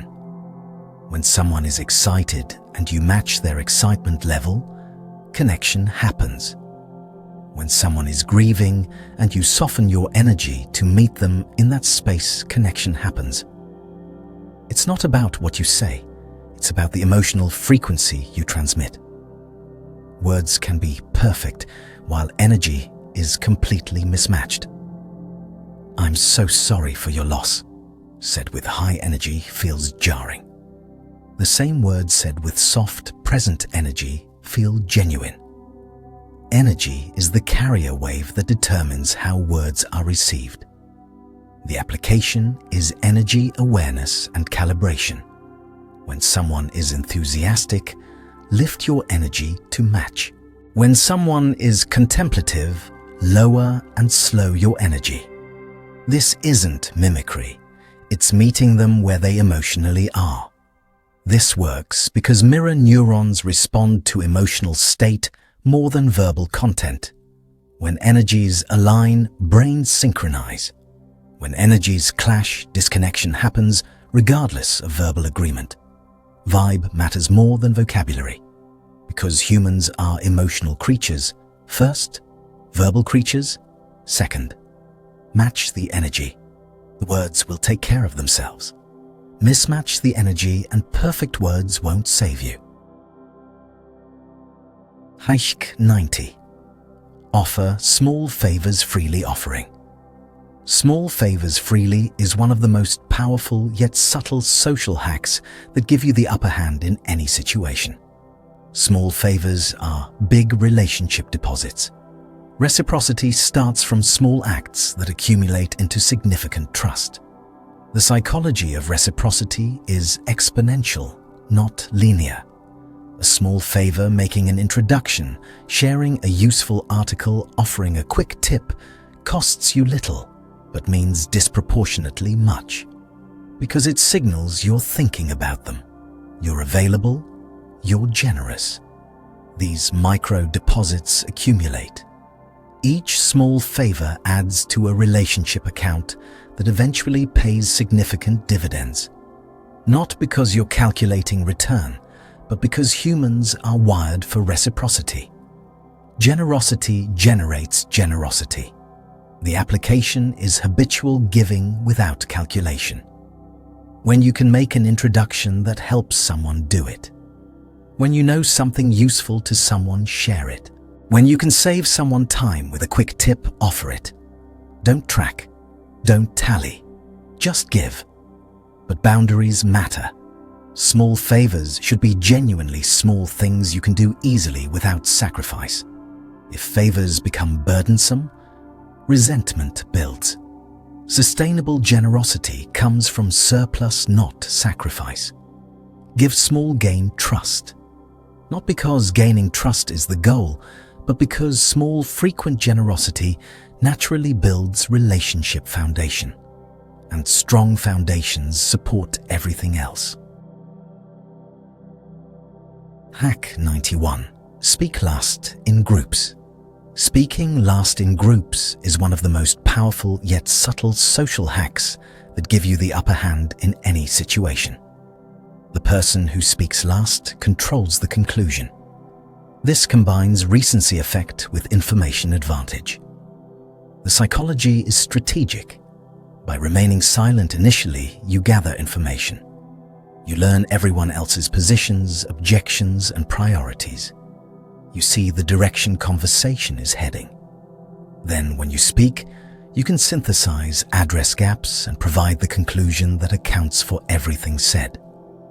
This creates authority through synthesis. You're not just adding one more opinion. You're demonstrating that you listened to and understood everyone's perspective. Then you're offering a path forward that incorporates those perspectives. The application is disciplined patience. In meetings, don't rush to speak first. Listen to everyone. Take mental or written notes. Notice patterns, conflicts, and consensus. Then speak briefly, clearly synthesizing what you've heard and offering direction. This positions you as leader regardless of formal role. Because leadership isn't about speaking most or first. It's about speaking best. And speaking best requires information only available to those who listen first. Last word is powerful word. Not because it's last, but because it's informed by everything before it. The person who speaks last carries the weight of all previous input. That weight becomes influence. Hack 92. Keep posture grounded. Keeping posture grounded is one of the most powerful yet subtle social hacks that give you the upper hand in any situation. Body language communicates non-verbal authority before words ever begin. Grounded posture signals stability, confidence, and presence. The neuroscience of posture is bidirectional. Posture doesn't just communicate to others, it communicates to yourself. When you stand with feet firmly planted, shoulders relaxed, but back and weight-centered, your nervous system interprets this as safety and strength. You feel more confident because your body is signaling confidence. This affects others too. Grounded posture reads as immovable stability. Shifty, unbalanced posture reads as nervousness or dishonesty. People unconsciously assess stability through physical groundedness. The application is body awareness. Feel your feet planted on the ground. Let your weight settle evenly. Relax your shoulders while maintaining upright posture. Breathe into your center. This isn't rigidity, it's relaxed strength. This works in all high-stakes situations, presentations, negotiations, difficult conversations. Your physical groundedness creates mental groundedness. You become harder to rattle, easier to trust, and more authoritative. Physical groundedness equals mental groundedness, because mind and body are one system. Master your physical presence, and your mental presence follows. Ground your body, ground your mind, ground your influence. Hack 93. End on gratitude. Ending on gratitude is one of the most powerful yet subtle social hacks that give you the upper hand in any situation. The last emotion becomes the lasting impression. Gratitude triggers positive memory encoding, making the entire interaction remembered more favorably. The psychology of recency is powerful. The ending of an experience disproportionately affects how that experience is remembered. A difficult conversation that ends with sincere thanks is remembered more positively than a pleasant conversation that ends coldly. This is about memory formation. When you end with gratitude, you're encoding the final emotional note as positive. That positive note colors the memory of everything that came before. The application is consistent closing. End every meaningful interaction with specific gratitude. Thank you for your time. I appreciate your perspective. Thanks for being willing to work through this. Make it specific and genuine. This doesn't erase difficult content, but it reframes it within appreciation. It signals that despite any disagreement or difficulty, you value the person and the interaction. That valuation creates goodwill that survives conflict.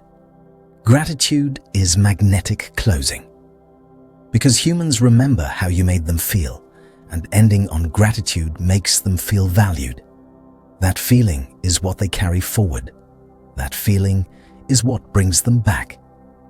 End every interaction on gratitude. Make it the last note they hear. Hack 94. Anticipate others' needs. Anticipating others' needs is one of the most powerful yet subtle social hacks that give you the upper hand in any situation. Meeting needs before they're asked exceeds expectations. Proactive care triggers deep loyalty that reactive service never achieves. The psychology of anticipation is profound. When you provide something before someone has to ask for it, you demonstrate attention, care, and competence simultaneously. You prove you're thinking about them even when they're not in front of you. This creates disproportionate gratitude. Reactive help. You asked, I delivered, creates satisfaction. Proactive help. I knew you'd need this, creates delight. That delight becomes loyalty. The application is observation, pattern recognition, and action. Watch what people need. Notice what they struggle with. Predict what's coming. Then act before they ask. Offer the information before they request it. Solve the problem before it becomes urgent. Provide the resource before they realize they need it. This isn't mind reading. It's paying attention. Most people are so focused on their own needs, they miss others. The person who notices and acts on others' needs becomes invaluable. Anticipation is ultimate service. Because anyone can respond to requests. Masters anticipate them. That anticipation signals you're invested in their success, not just reactive to their demands. And investment creates connection that reactivity never could.